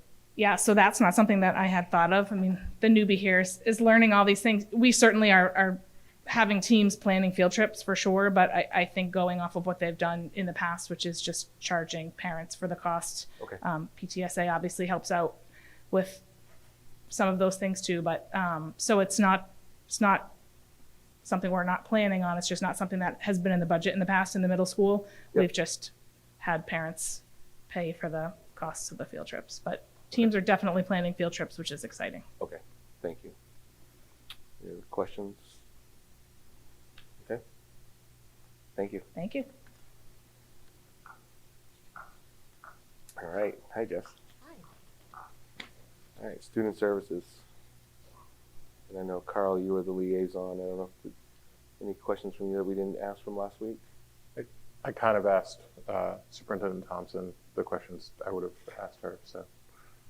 Yeah. I think that's where a lot of mine are. Is I think that, again, kind of talking about from last week, one of the eye-opening things that Dr. Hudner had said is, looking at it was like how much transportation costs. Yeah. And that, even right now, those that don't know, and the public watching, that part of the conversation was around that transportation would probably be a little bit more, but we have parents that we pay to drive because we don't have the drivers. So there's some transportation costs that it's increasing by $122,000 over last year's budget, but it probably would have been more if we were able to give all the transportation and not relying on parents. So I think it's a big call out. And I know in the past, people don't realize how much we spend in transportation. Some of the things because we don't have the space, so students have gone out of the district. And so I think, Dr. Hudner, do you remember what that overall cost was? It was roughly around $500,000. And then, like you said, it's a sacrifice that parents are making. And you have to think that, like we had said before, it's really hard to fill those transportation needs. So if they're not doing that, it would be even an additional extra cost. So we're obviously really appreciative of them doing those things. Right. So, and I know a lot of these are out of our hands per se. A lot of these are mandated, it's state regulated, it's federally regulated. But this is another area that we do usually look for grants and reimbursements. So this is that top line number, correct? And something that isn't noted here, and Francine and I spent a lot of time at the start of the year because I need to familiarize myself with this current year's budget because, you're signing contracts with providers, you're signing the invoices as they come in. So I really wanted to familiarize myself with our current expenses for this year, which also helped in planning for next year. So there was a lot of time spent reading through contracts, making sure that every contract that I knew the IEP services would continue into the following year, that we anticipated those costs, that we also increased by that 5%, which is typically what we do because providers will have cost increases over from year to year. And so we worked really hard to try to not have as much unanticipated costs in the following year by familiarizing ourselves with the budget. But again, there needs change, students may move in. And so I think for the most part, we did a lot of forensic work here to get to where we are. But I think that's why you see such an increase from the previous year's budget is because we really took a lot of time making sure we were going through each part of a student's IEP and making sure that those costs are reflected throughout the budget. Right.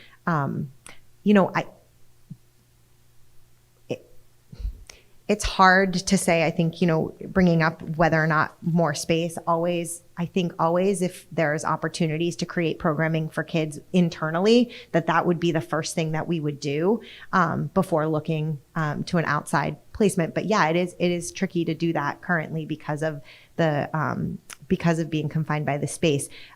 However, it doesn't necessarily mean that we'd be bringing kiddos back, but it might offset potential and future placement out of district placement. So I just wanted to put that out there.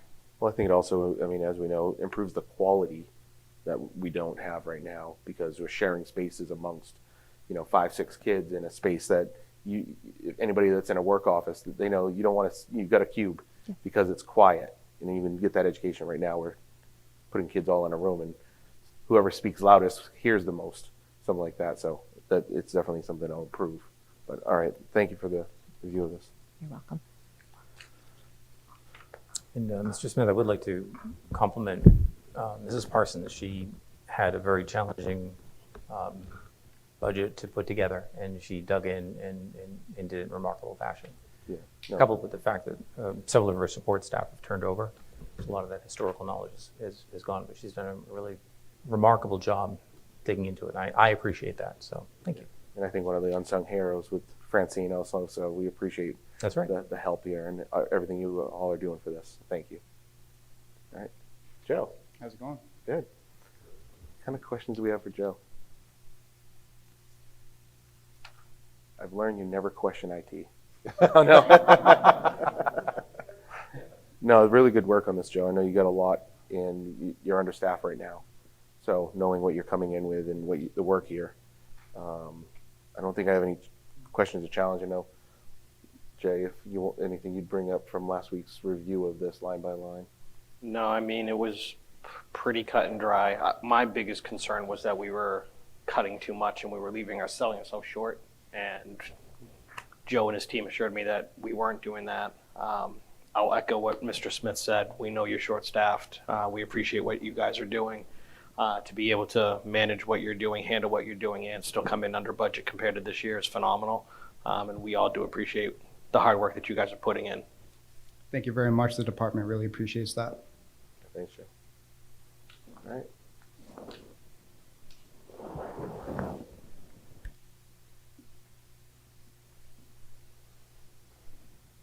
Hey, Jeff. Hey.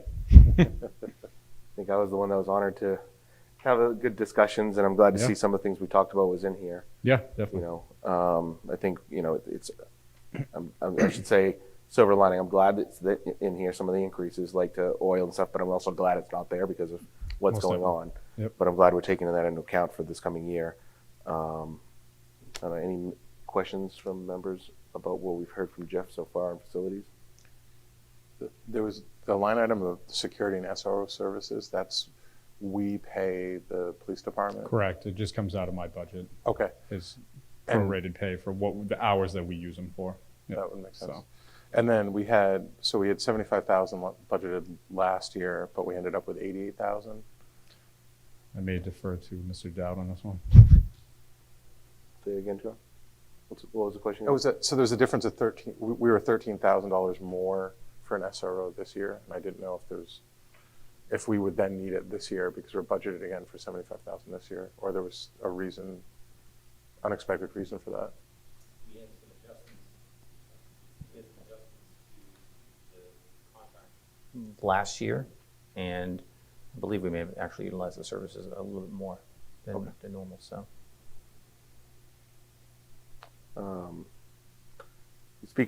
I think it's this big project we're talking about, the one I think it's worth mentioning to the public what this is, because most people definitely. say underground storage. Well, don't we need storage at HCS? So why don't we use it? But can you speak more about what this is about? So yes, what that is we have a 10,000 gallon oil tank. Each school actually has one, but Central Schools is much older. And it's a 10,000 gallon underground heating oil storage tank. It's long overdue to be removed and replaced. And the project, that line item itself is going up 99,000. The project itself is 174,000. So really the only sole focus for that sites line is basically going to be that project. And it's a must. We need to do it. It's tanks usually you can get to around 30 years. That one's sitting at 34, going on 35 years old. And we don't want to have those problems if there's any leaks, because then that would add a whole nother issue of us possibly closing down. We don't need that to happen. So I'd rather get on it now. And that's why it kind of takes precedent for this upcoming summer. So. And then can you speak to what needs shifted? Can you explain that a bit more? So repair and maintenance is my big line where I usually do a lot of flooring, painting, ceiling tiles, any project you can think of, gym floor work, any kind of upgrade, HVAC, anything large. And so with that being said, because I'm trying to be conscious on the budget, I want to stay within that whole number I've been having or around it. I'm not going to be doing as much flooring. I'm going to be trying to just chip away at stuff in-house like ceiling tiles, painting. I'm still going to do a couple things, just not to what I've been doing the past 3 years. So because that underground storage tank has to happen, and that's life of facilities, unfortunately. at least something's happening, and I'm going to try to keep that ball rolling, and then hopefully the next year, like I mentioned, middle school's tank is going to have to be looked at too, but we might be able to put a year or two in between and then attack that, in another couple years. So, Okay. yeah, I was trying to basically offset, sites is going up, drop the other line down. Yep. So.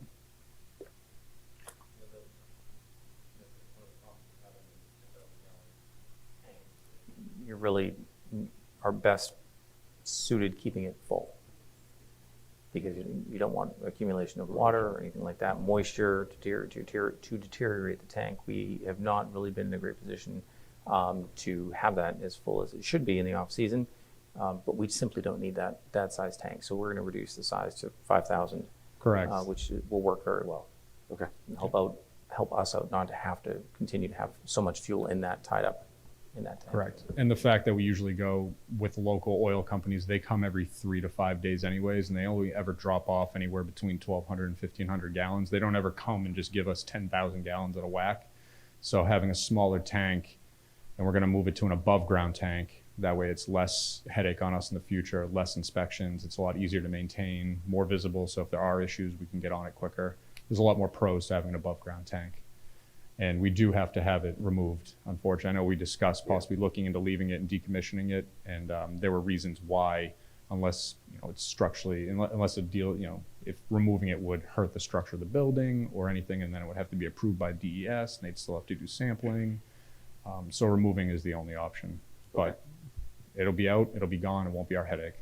Got it. Yep. Thank you. Is the previous reason, did they used to have 10,000 gallon tanks because heating was less efficient and therefore they needed more fuel? Or? It's honestly a great question. It could have been too that oil was much cheaper when these tanks went in. So they probably thought, put a 10,000 gallon tank in there, fill it up, really one, maybe two tops, top off once, and you're good for the whole year. But the fact that we use our buildings more now, we're open a lot more than we were back in, 1987. We utilize our buildings for after school programs, morning programs. The building is running more than it ever has. So Probably has more to do with the idea that when oil prices were higher back in the 80s, you would just have it filled up in the middle of summer. 10,000, right? That makes when it's cheap. Makes a lot of sense too. Yeah, and now we go out, we send a request for proposal bid process, and we've done very well, and they'll drop deliver whenever we need it. So. All right, any other questions? All right, thanks, Mr. Mackey. you got it. Last but not least.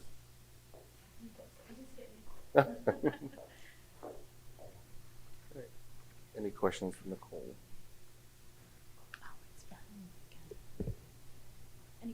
Any questions, Wendy? I was just curious how the current budget was only 4,500.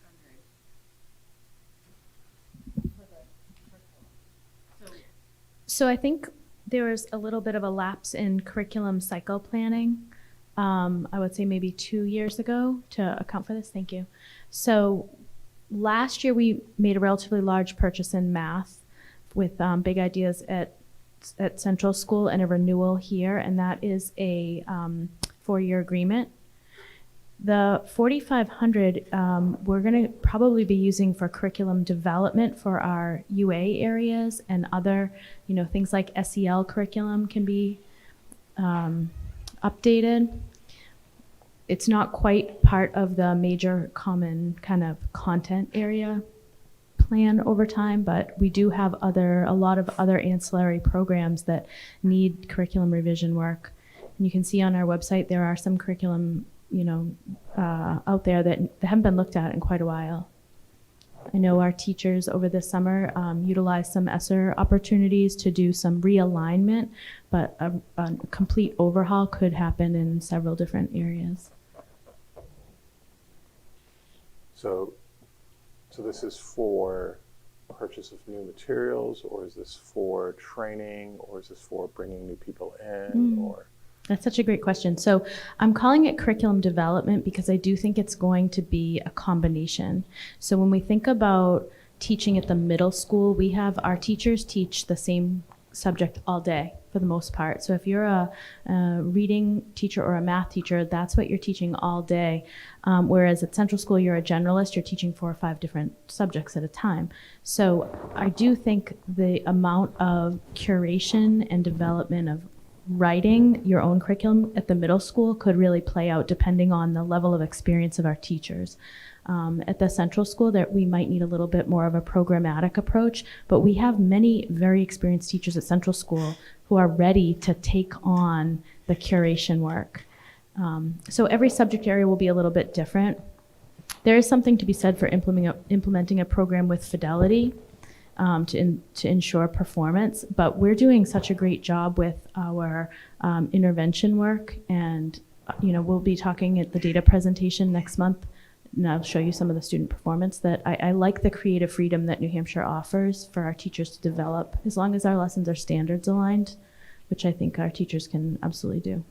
So for like in the middle school, you could say pay during the summer for people in the same grade to meet for math, and then people vertically to meet, try to integrate things as best they know.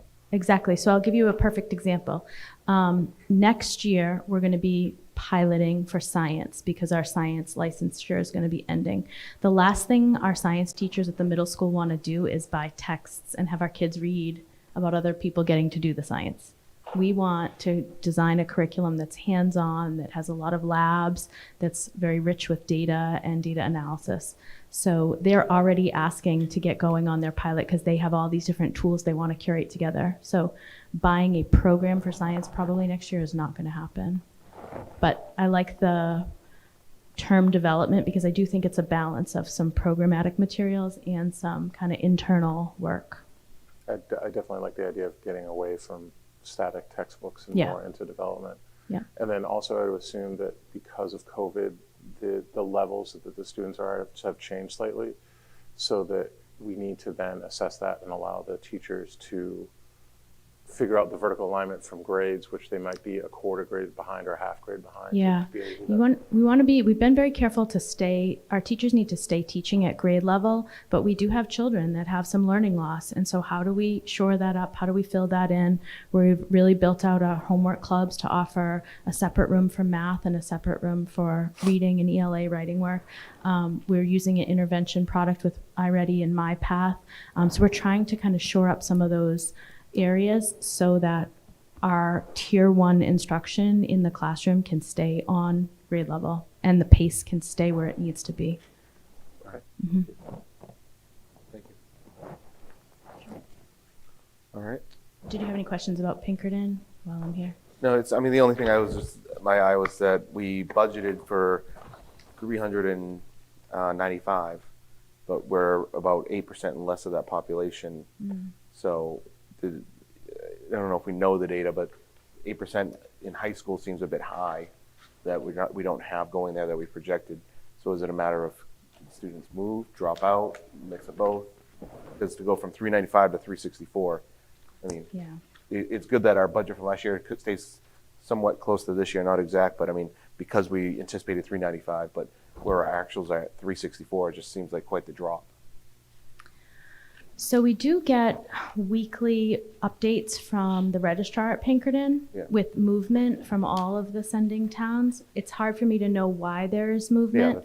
I will say that we projected only 3, there were 3 kiddos in HiSET last year at this time, and now there are 6. And so I kind of could ask and press on that a little bit more. And I can certainly find out the details. We could guess, but I probably shouldn't. Do you know? I think ultimately it came down to the fact that we were coming off a COVID year. We knew that there were a lot of students who were not at Pinkerton, who were in private schools at the time, and we expected a much greater return of those students. We had to anticipate those students coming back.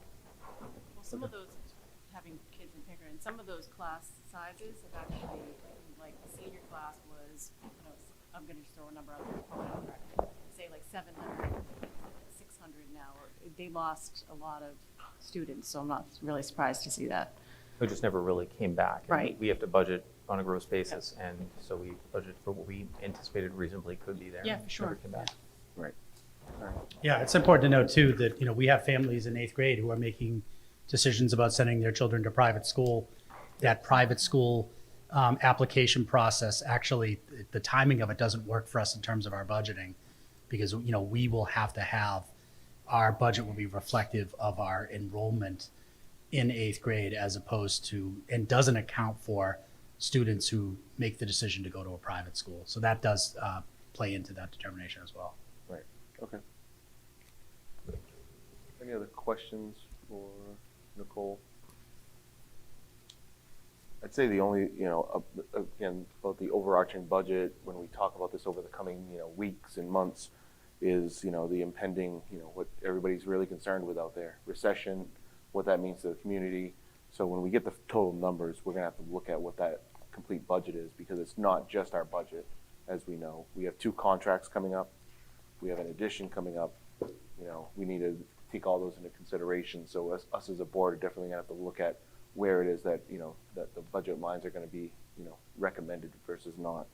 So, this isn't the final tonight, but it's just something that for those watching, these are conversations that we're having, even though we're not going to detail about whatever could be happening with a recession or whatever that looks like. It is definitely on our mind as we're, I'd say grilling administrators, but going through line by line in detail and challenging a number of discussions last week that we're not having here, is asking, do we really need to do that this year? Can we scale that back? Can we reduce? Can we space that out?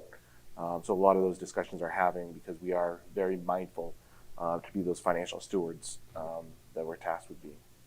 So.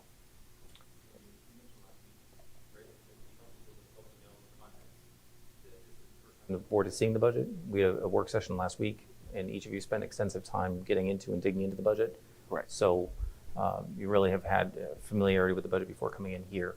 And so this is not the first time that you've seen the budget. I just want to make sure that the public knows, because you really went through a lot of detail in that budget during our public work session last week. Right. And we'll continue to go through this. We have a lot more discussions on budget, so we'll see where we land over the next couple months. Any other comments before we move to the next item on the agenda? Thank you, guys. Yeah, thank you. Thank you. All right. Next one is over to you, Mr. Thompson, for the NASDAQ enrollment projections.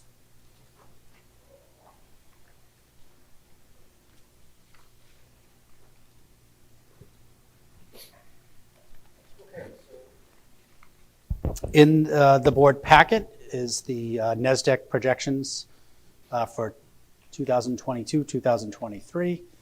And again, for those watching at home, NASDAQ stands for the New England School Development Council, of which we are a member.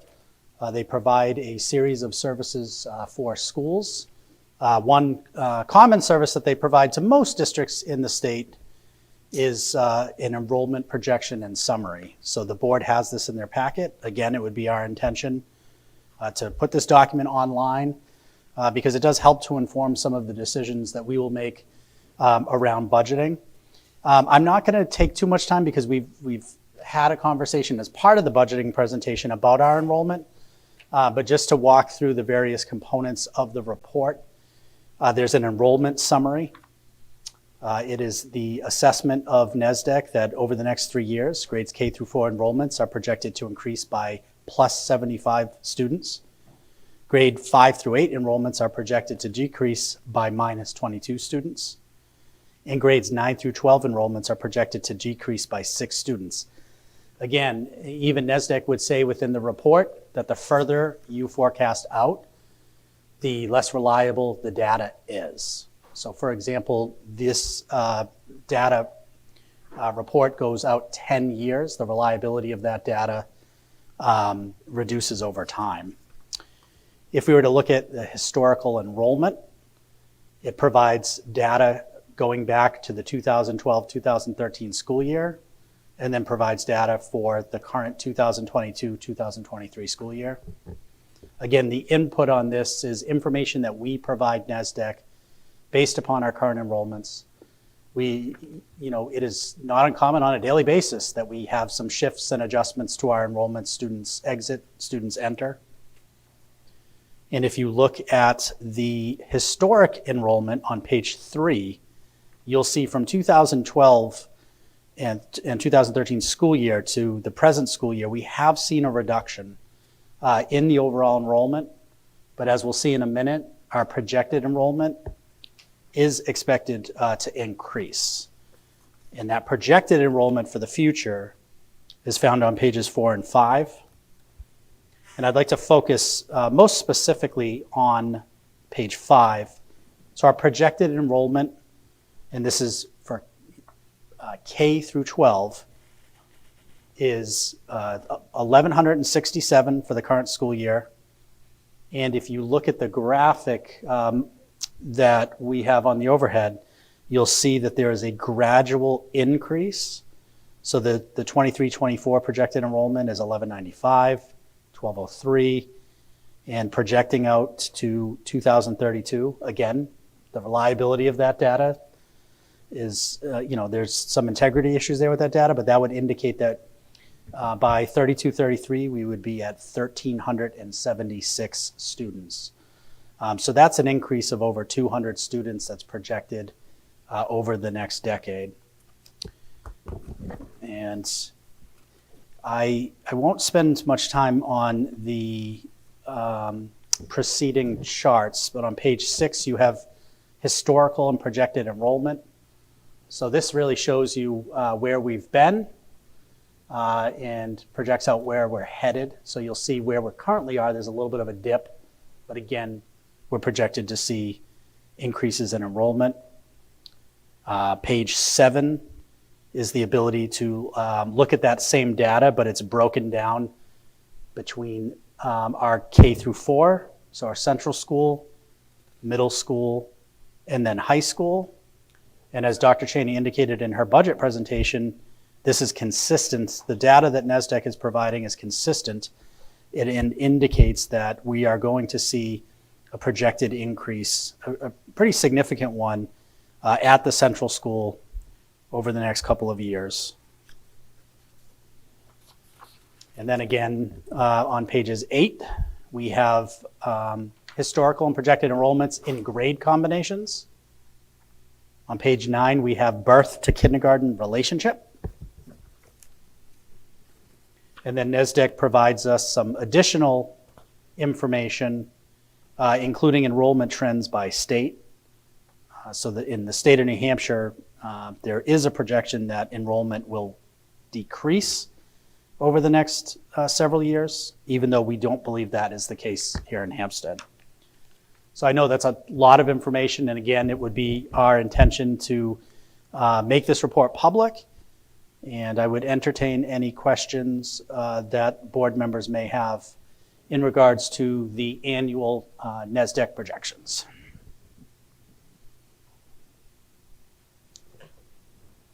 Board members? I'll start off. I think it's interesting to see if you look at the projections from NSDEC on the last page for New Hampshire, that it's down 14.5% over the next, let's call it 6 to 7 years. But Hampstead is an enigma here, that it's up about 14% during that timeline. So I was just curious, Mr. Dowd, you've been in the district, longer than most of us here. Have you all been trending to see how accurate NSDEC has been? So if you look at a report from 2016, 2017, have they been pretty accurate for us as far as depicting what it looks like? Barring, I understand COVID has a little bit of a change there, but have they been relatively close to what they're forecasting for Hampstead? Or if not, that might be something we want to do here shortly. Yeah, as a general proposition, I think the trending has been okay. It hasn't been completely spot on. It would be difficult with any predictive tool, right, to be completely spot on. I think that we've seen a couple different trends, the emergence of charter schools, private schools, more home education, that these may not have picked up on, in the best way possible. But as a general proposition, I think that it is, generally speaking, the trending is reliable. And I'd also add, too, that we've talked about the facility study that the New Hampshire School Administrators Association is doing. They will do their own enrollment projection, and it's actually independent of NSDEC. And some of the input that they use, they're going a little bit deeper than what NSDEC would. So, for example, when I spoke with one of the consultants, they were looking at housing starts and housing and building permits. That's not something NSDEC does. NSDEC looks at birth rates. So I am very curious to see how the facility study data around enrollment compares to what we see for NESDEC. But I do believe the information that we should receive in the next couple of weeks will be very informative in terms of what our enrollment trend is going to look like. I bring it up because if we look at where we're at right now, 1,167 students in our district, right? And that's across, 12 grades, plus pre-K, K, that's, approximately 90 to 100 students per grade. If you look at predictions that go out, again, 10 years from now, that number goes to almost 200 more students in our district. So that adds another 10 to 15 students per grade if you do a law of averages. So it's just like, it's a little alarming that, if we look at adding, if we just said blanket statement across the board, we added 10 to 15 students per grade, what does that do? And that's what I'm hoping to hear from the study is like, what does that look like? What do we have to drive towards, right? Is that addition good enough? It's way too early to tell, 10 years from now, of course, but don't want to be an alarmist, but I also want to, put some perspective on how accurate this is, as well as what, it'd be, again, interesting to hear the study. Bear in mind that, that the reality of it is that if we had room in our school, our enrollment numbers would be higher as they are today. That's true. Right? How many were turned away? We just couldn't fit. So even the numbers that we're looking at right now are suppressed to some degree. Right. That was actually a question I was going to have is the dip that's happened in the last 2 to 3 years, is part of that the COVID in students not in the district? Is that part of the numbers? I have no idea if you can even say that, but. Well, I could probably guesstimate like what we've seen around us is COVID. We've also seen some of the charter schools have taken some students are going there. I could probably count off probably about a dozen to 2 dozen students going to charter school. So there's a bunch of, from my perspective, seeing. Okay. But I don't know, Mr. So Thompson. add those with what we've had, but we've not been able to accept for kindergarten, and you've got some significant numbers. Right. Yeah, and then the second number that kind of jumps out at me is the going from 420 to 530 for the K through 4, but we kind of already know the issues there. But the 5 through 8 goes from 380 to 450, so that's 70 more. Would we be able to absorb that into the middle school? It's a difficult question. Can we? Sure. Okay. Assessing the instructional impact, because the reality is the more space that you need for classrooms, it has an impact on the overall programming that a school can offer. So, we can. The question will be, what will be the impact of adding those additional students, and how do we mitigate any impact on the instructional program? Ballpark, what's the class size in the middle school on average? They're running around the low 20s, Mrs. Milbury, correct? Okay. So, yeah, so you'd probably look at 25, 26 maybe per class. Okay. Which is, the 25 is where statistically you actually start to see is where you start to see real significant drop off with learning loss. Okay. All right. I guess can you remind everyone when we are due to get the first pass from the study in the write-up? I anticipate being able to bring it to the board for the last meeting in November. Perfect. And would hope to have it prior to that, but Right. that seems like a realistic target. Okay. Any other questions on this, board members? All right, thank you. All right, next one is Ms. Tomaselli and Ms. Parsons talking about a grant.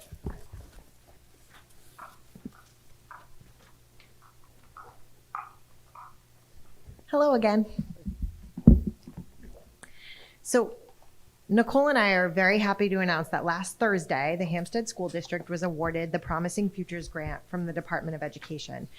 This is a pretty competitive grant. only 12 districts across the state were awarded the grant. And essentially, as we were going through the application process, we got to create a budget and up to $25,000. And we were awarded $24,734. So pretty close to the $25,000 allotted amount. And really, this grant funding is going to help us advance our multi-tiered systems of support for behavioral health and wellness.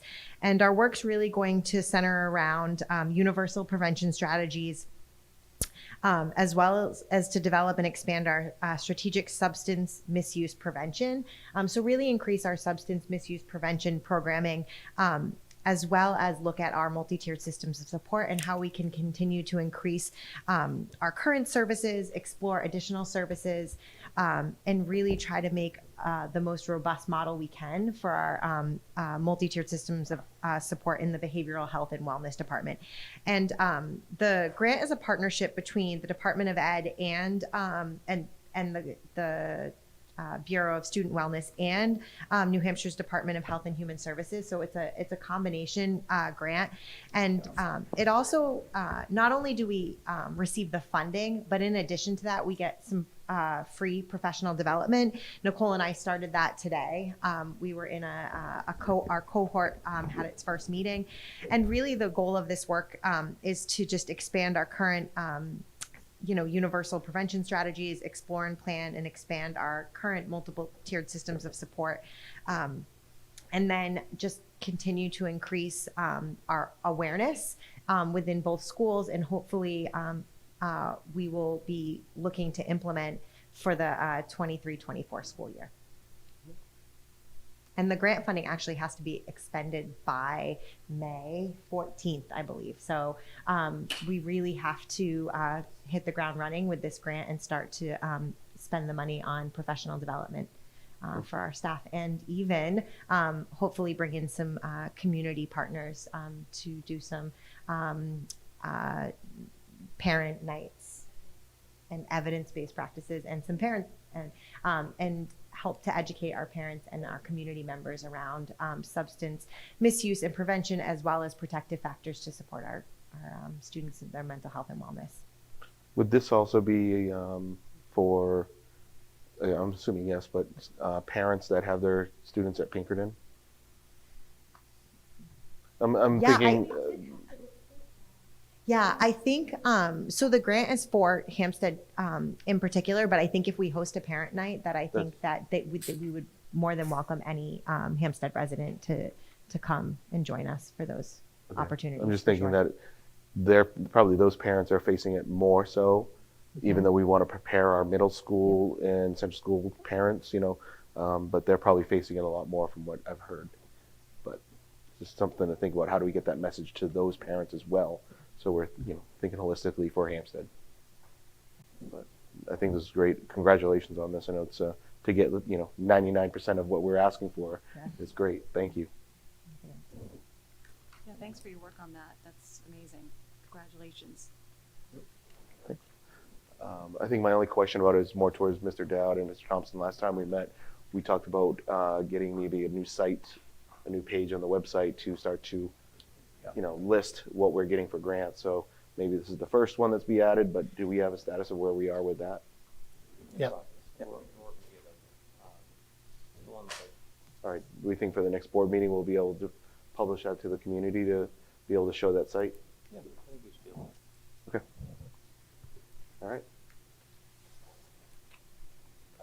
Any other questions from anyone on that? All right. Let's go to the last agenda item until we turn it over. Is on policies first reading.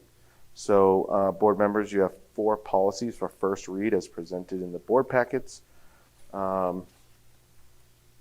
will be looking for a motion to move those to second reading for the next meeting, but maybe we want to have members from the policy committee meeting to talk about these 4 policies. Members? Would you mind doing the honors? Yeah, absolutely. No problem. In fact, I would be happy to talk about our homeschooling policies. In fact, why don't I start with those, and then what I'll do is I will hand it over to Nicole, who can talk about our data governance policies. So if we could start with policy JJJ, access to public school programs by non-public charter school and home educated pupils. So this is a brand new policy. It comes as a recommendation from the New Hampshire School Boards Association based upon some changes to New Hampshire statute that came through the last legislative session. Really, when we look at the provisions that are listed in this, it talks about equal access to district courses and programs by homeschool, charter school, and private school students, participation in curricular courses, use of school texts and library materials, participation in activities, co-curricular, extracurricular.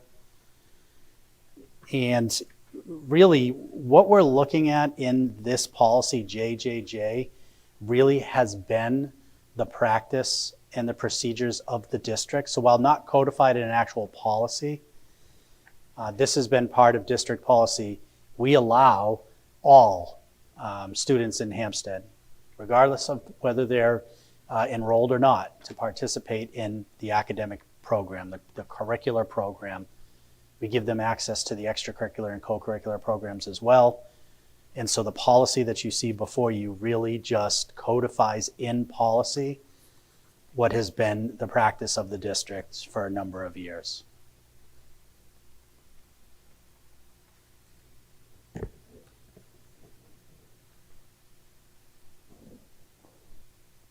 So as board members are walking, the question I have on this one for JJJ, Mr. Thompson, is here's the policy that we're looking to add. However, when we talk procedures, how do we get this information out to those parents who don't know about this? Typically, you wouldn't find a parent that is sending their child to a non-public, a charter school, or maybe even home education. How would they know they have access to this?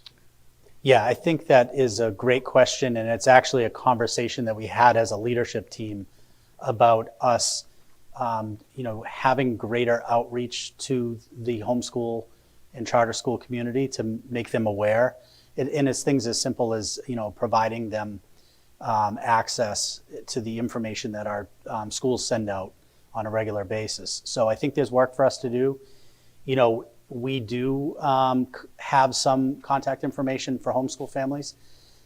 It is somewhat challenging because of some of the changes to the homeschool law. A parent has to select what they call a participating agency. And the participating agency is sometimes the school district and the superintendent of schools. It can also be the commissioner of education, or it could be a charter or non-public school. So our ability to know families that are homeschooling their children is limited to those that select Hampstead as the participating agency. Okay. So there's certainly work that needs to be done. Yeah, because I know I've got a number of friends that have their children in local charter schools or private schools that they didn't realize that their children could participate in sports here. Yep. Or use the library or other things. Attend the dance. Yep. Right. So that's where I think it's, we talk about community, about how do they, get embraced as part of the community, be part of those things. How do we get that communication out there other than at a barbecue over an adult beverage saying, hey, your kid can participate in soccer here or field hockey or whatever. I think that there are definitely, how do we get that information out there? Yep, I would agree. Now, when they're younger, they participate in civic club usually, right? The younger students. So maybe if civic club can try to spread the word that they can keep going within schools. The question I had though is, so if you have a home school student or a charter school student and they come to a dance or they do athletics, they're still bound by our policies when it comes to, say, dress code and behavior, that kind of thing. Is that true? Yes, they would be. All right, thank you.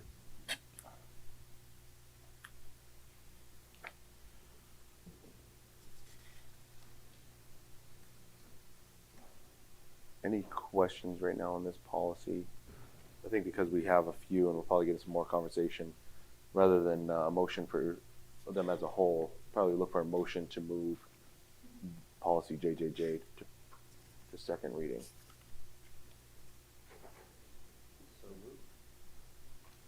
All right. You have a second? Second. So, Mr. Dowd, Dr. Hubner, Megan, first, second. All right, yep.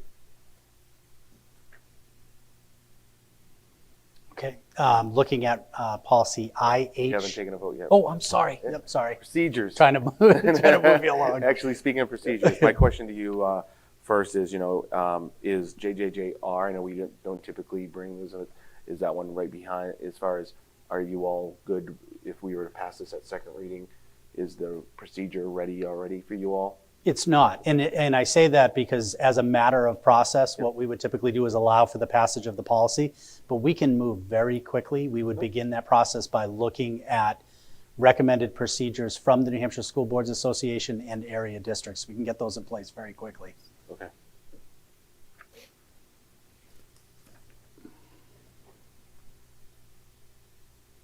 All right, any discussions, questions before taking a vote? All right, all approved to move this to second reading?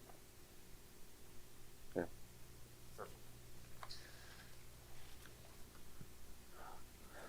Next. Okay, so now looking at policy IHBG.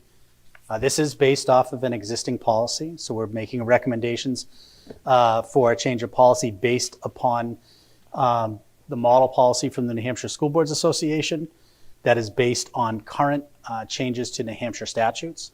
Again, I referenced the idea of the participating agency.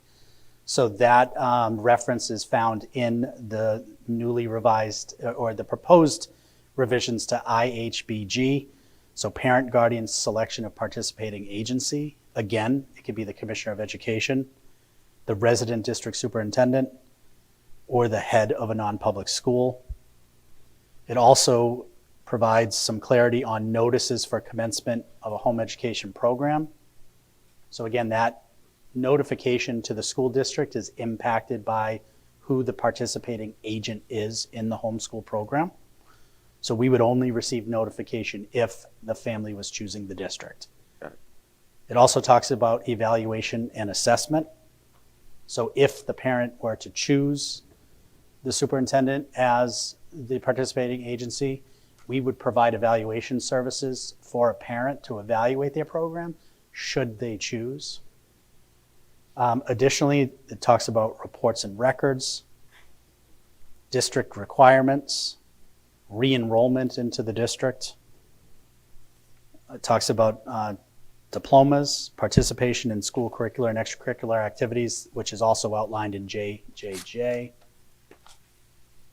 And I will entertain any questions that the board might have relative to IHBG.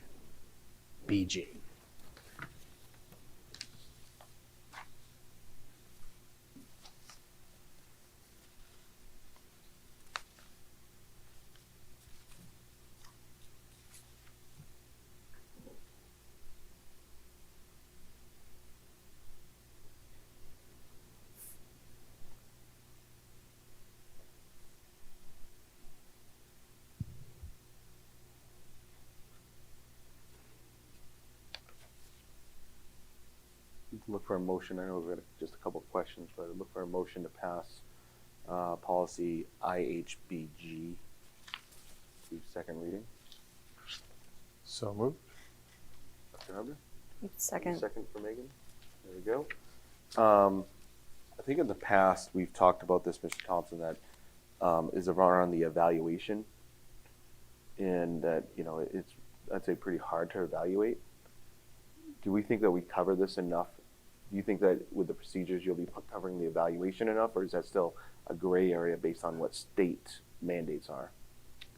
I think there is some minimum criteria that is identified in the policy, but I do think it's a gray area because in my experience, I have not had the experience of evaluating a homeschool program.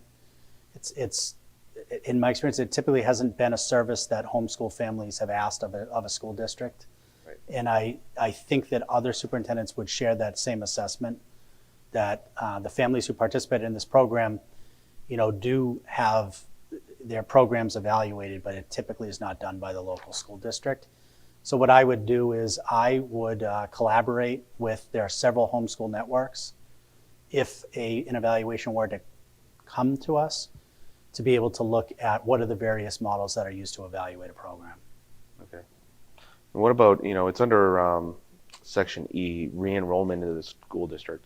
I know we've had students coming back into our school district after a period of homeschooling. What about the measuring of the student, the evaluation of the students to bring them back in? Do you think that's robust enough, or is that another area that we need to have a way to evaluate, a better way to evaluate those students in their placement? I don't know that we need anything in it. Yeah, I don't think that there needs to be anything standardized in place. I think that that's part of that is a conversation between the parent and the school to determine, appropriate placement. And I say that only because we wouldn't typically require that of any other student that were to enroll either from a private school. We at the point of enrollment, we don't do a lot of student evaluation. It sort of comes up throughout the course of the year through a lot of the measurements that we use. So at the point of enrollment, I would say no. Okay.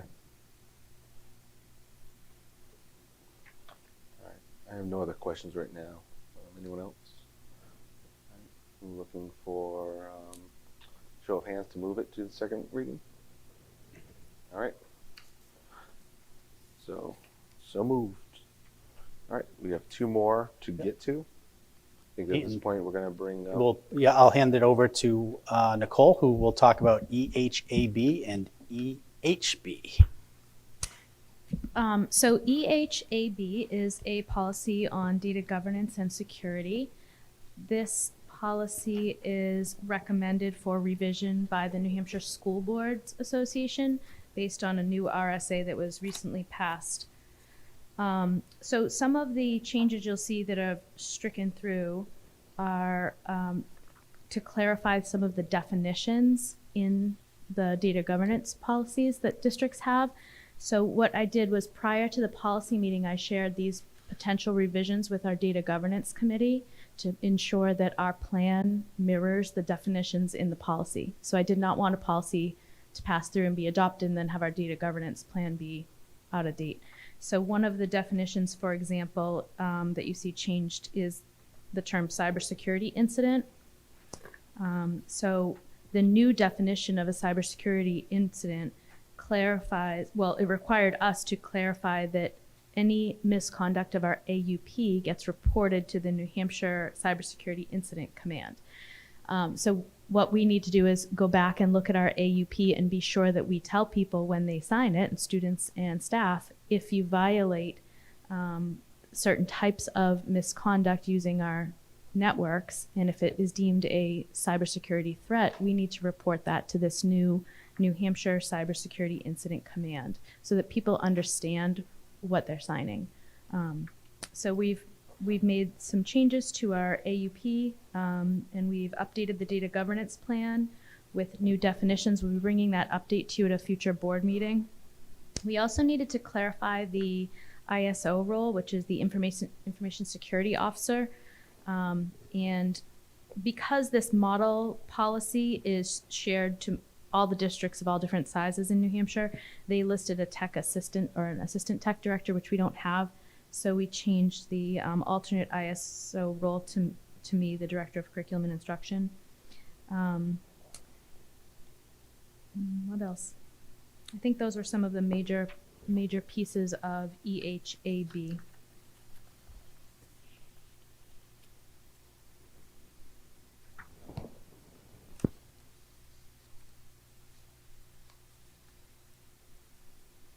Section H talks about training, and the ISO will provide appropriate training to employees. What does that look like? I mean, there's a lot of detail in a lot of this policy, and then the training aspect is very simple and vague.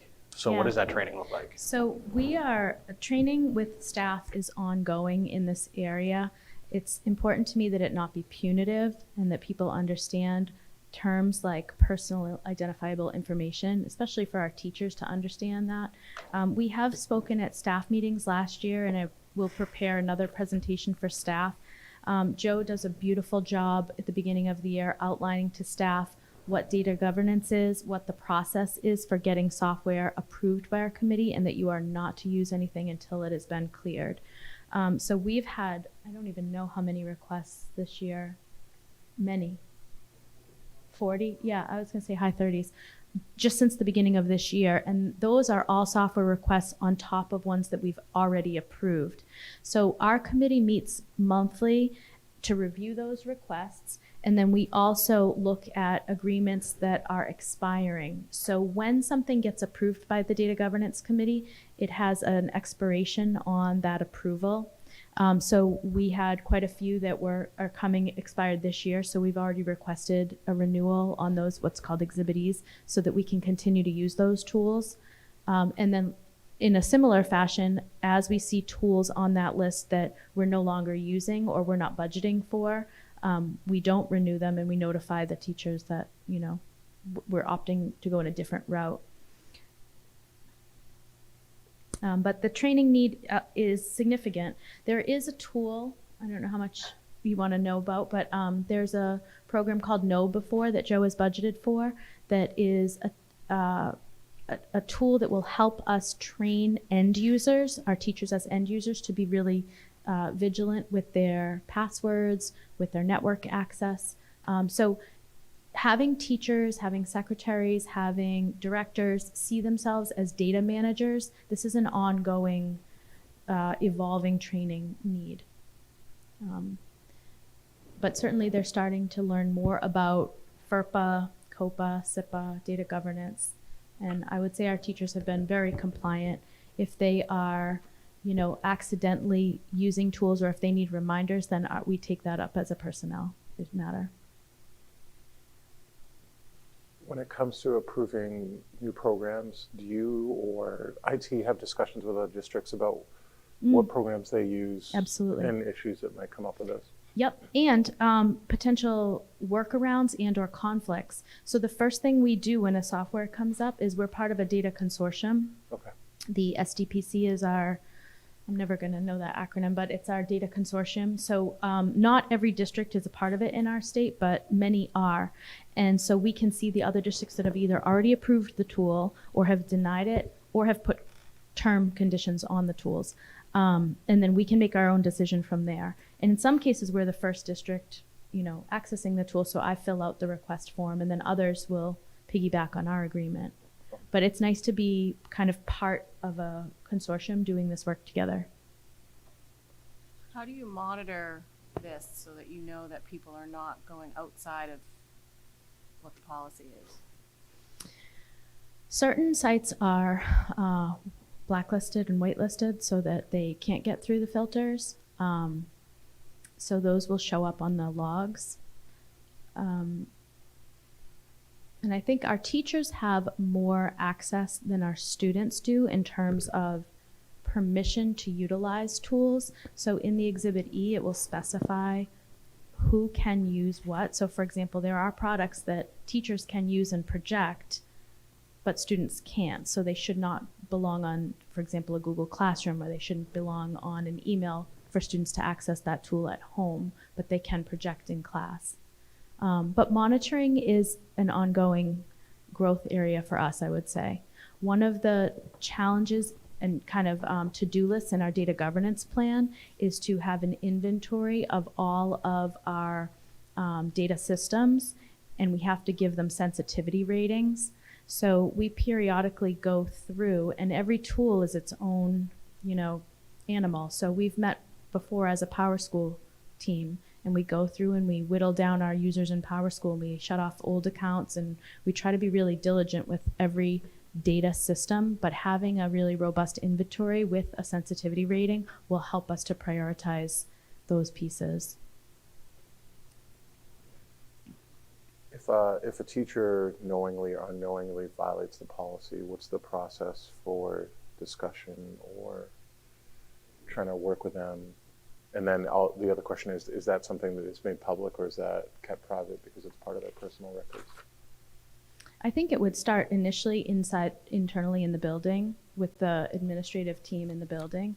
Certainly if it became a repetitive, purposeful thing, then it would become an investigation, and that would.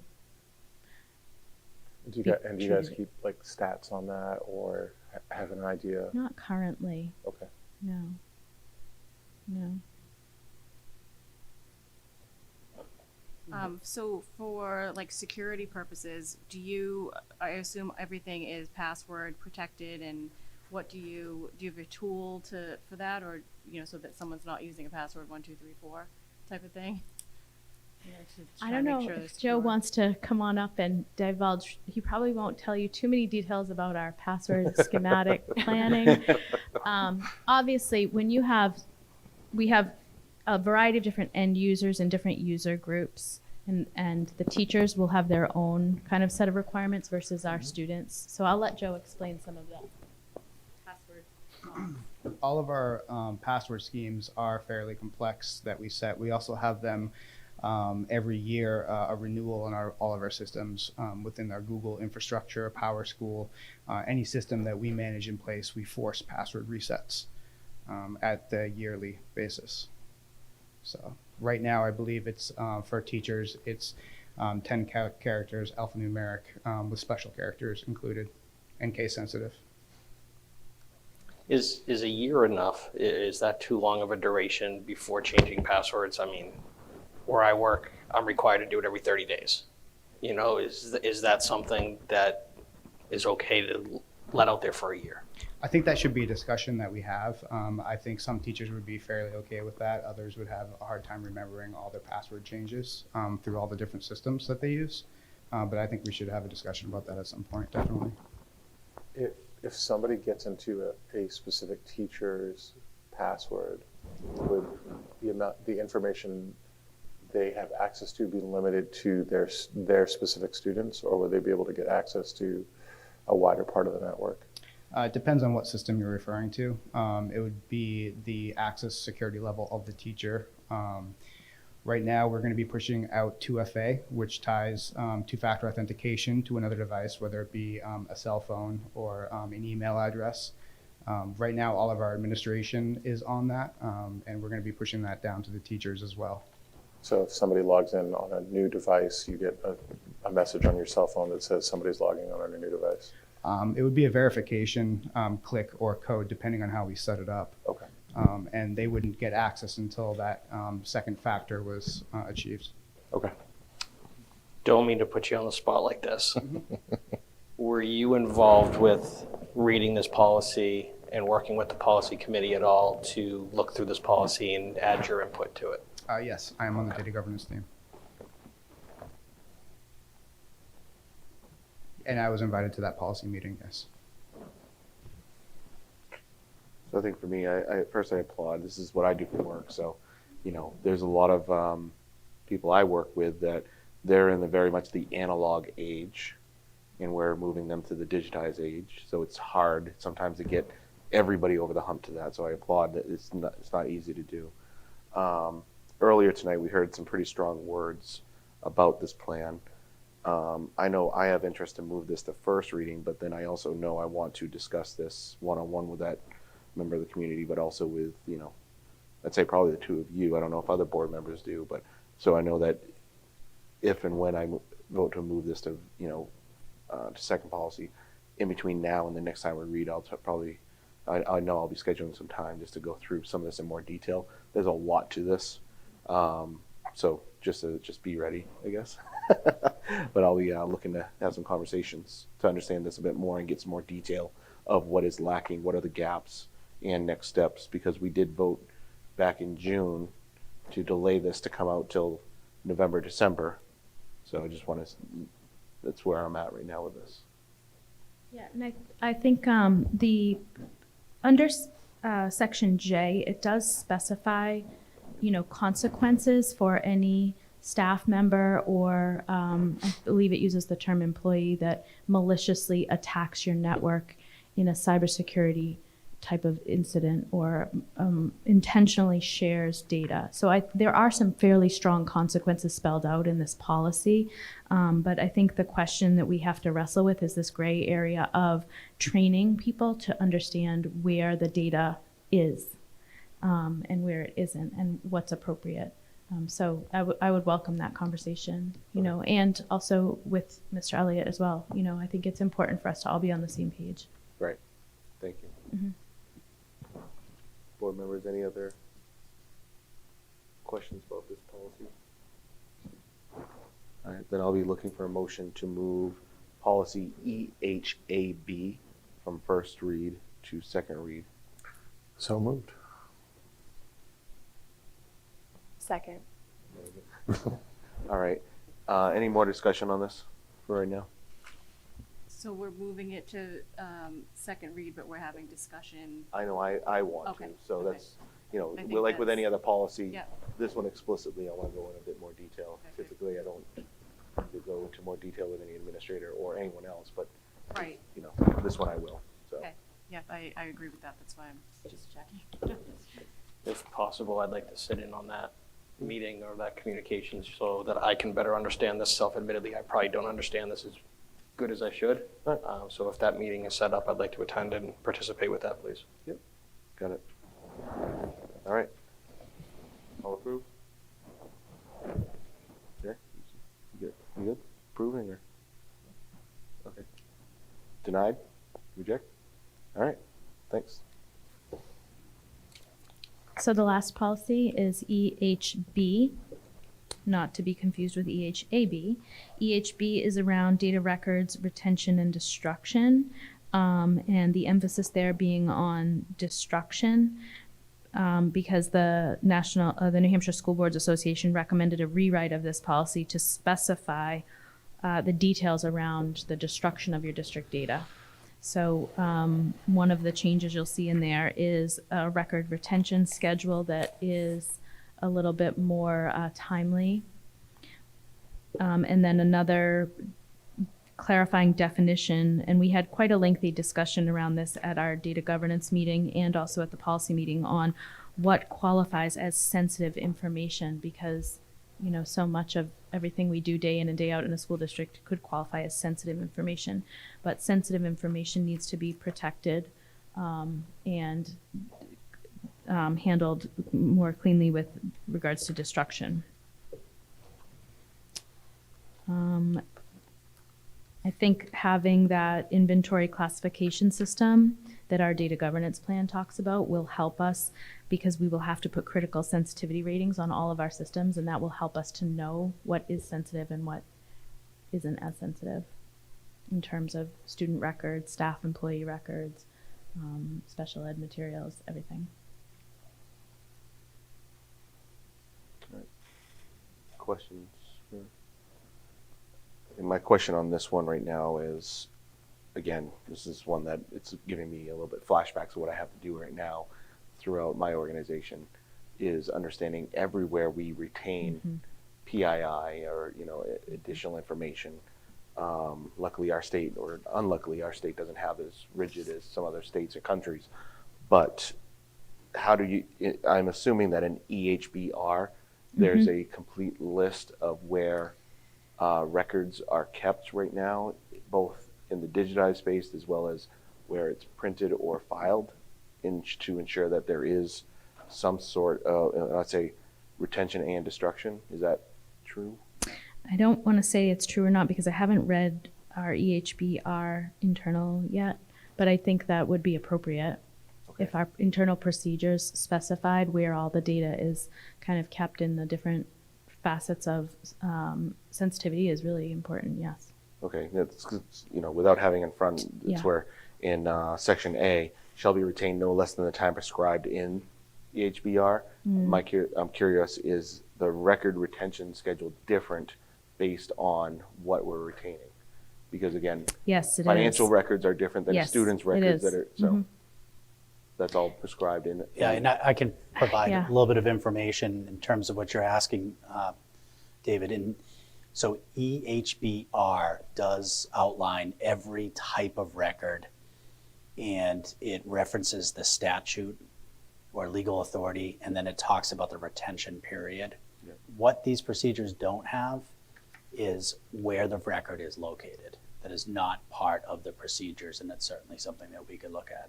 I was gonna say, I wouldn't expect it to be listed on the procedure, but that the list is somewhere, probably at the administration, Yeah. because you're not gonna publish all those things so people know, hey, if I wanna know Joe Smo, and I can go to this application, or this is the locker it's at, but I would imagine that that is something we should have. Yep. You know, under lock and key, of course, but that is a lot of risk to the, you know, to the district to have that information out there. But-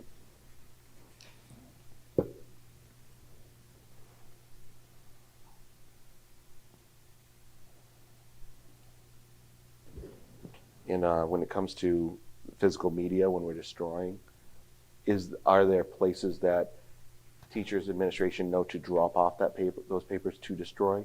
Are those located throughout the schools and at the administration, shredders and or Yeah. the proper wastebasket that we incinerate that data? Yeah, we utilize shredders in both main offices. There's shredders, and I would say our staff is fairly competent in knowing what needs to be shredded and when.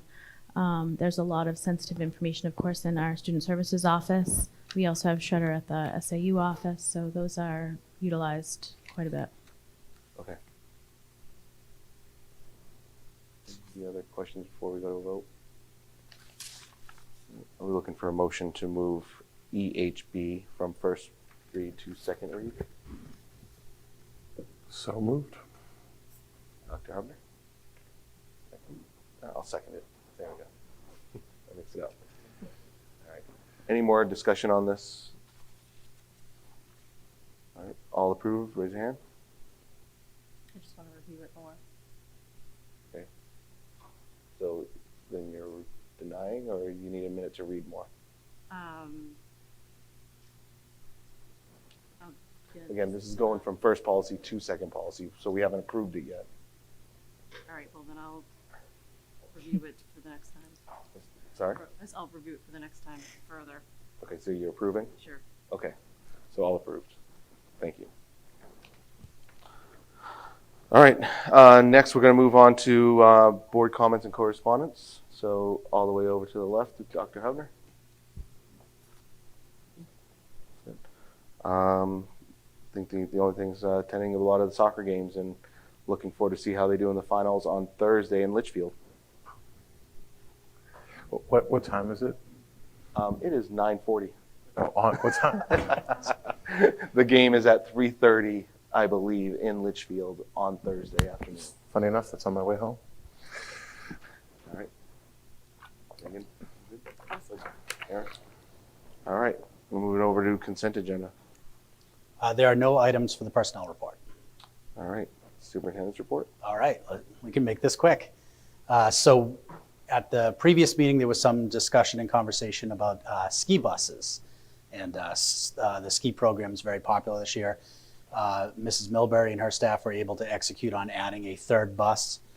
They weren't able to fill a third bus, so they were able to get a smaller bus to accommodate the additional students.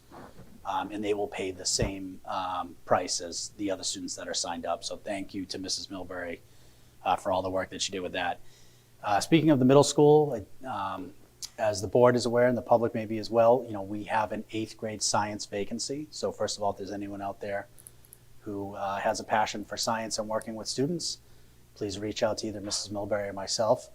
The middle school came up with a temporary solution to that vacancy by having our existing science department teachers and other teachers step in and take an additional section of class. So I want to thank those teachers for stepping up this incredible problem solving. And I want to thank both Lynn and Erin for being able to execute on a plan that is best for kids. And they did it in a very short amount of time. And although, you know, we're still early in this process, it looks like, you know, we have a plan in place that is going to be very successful. Again, that's short term. And then just a reminder to parents that we have teacher conferences coming up on the 7th and 8th of November. Information from both schools. Both schools have sent out information relative to that.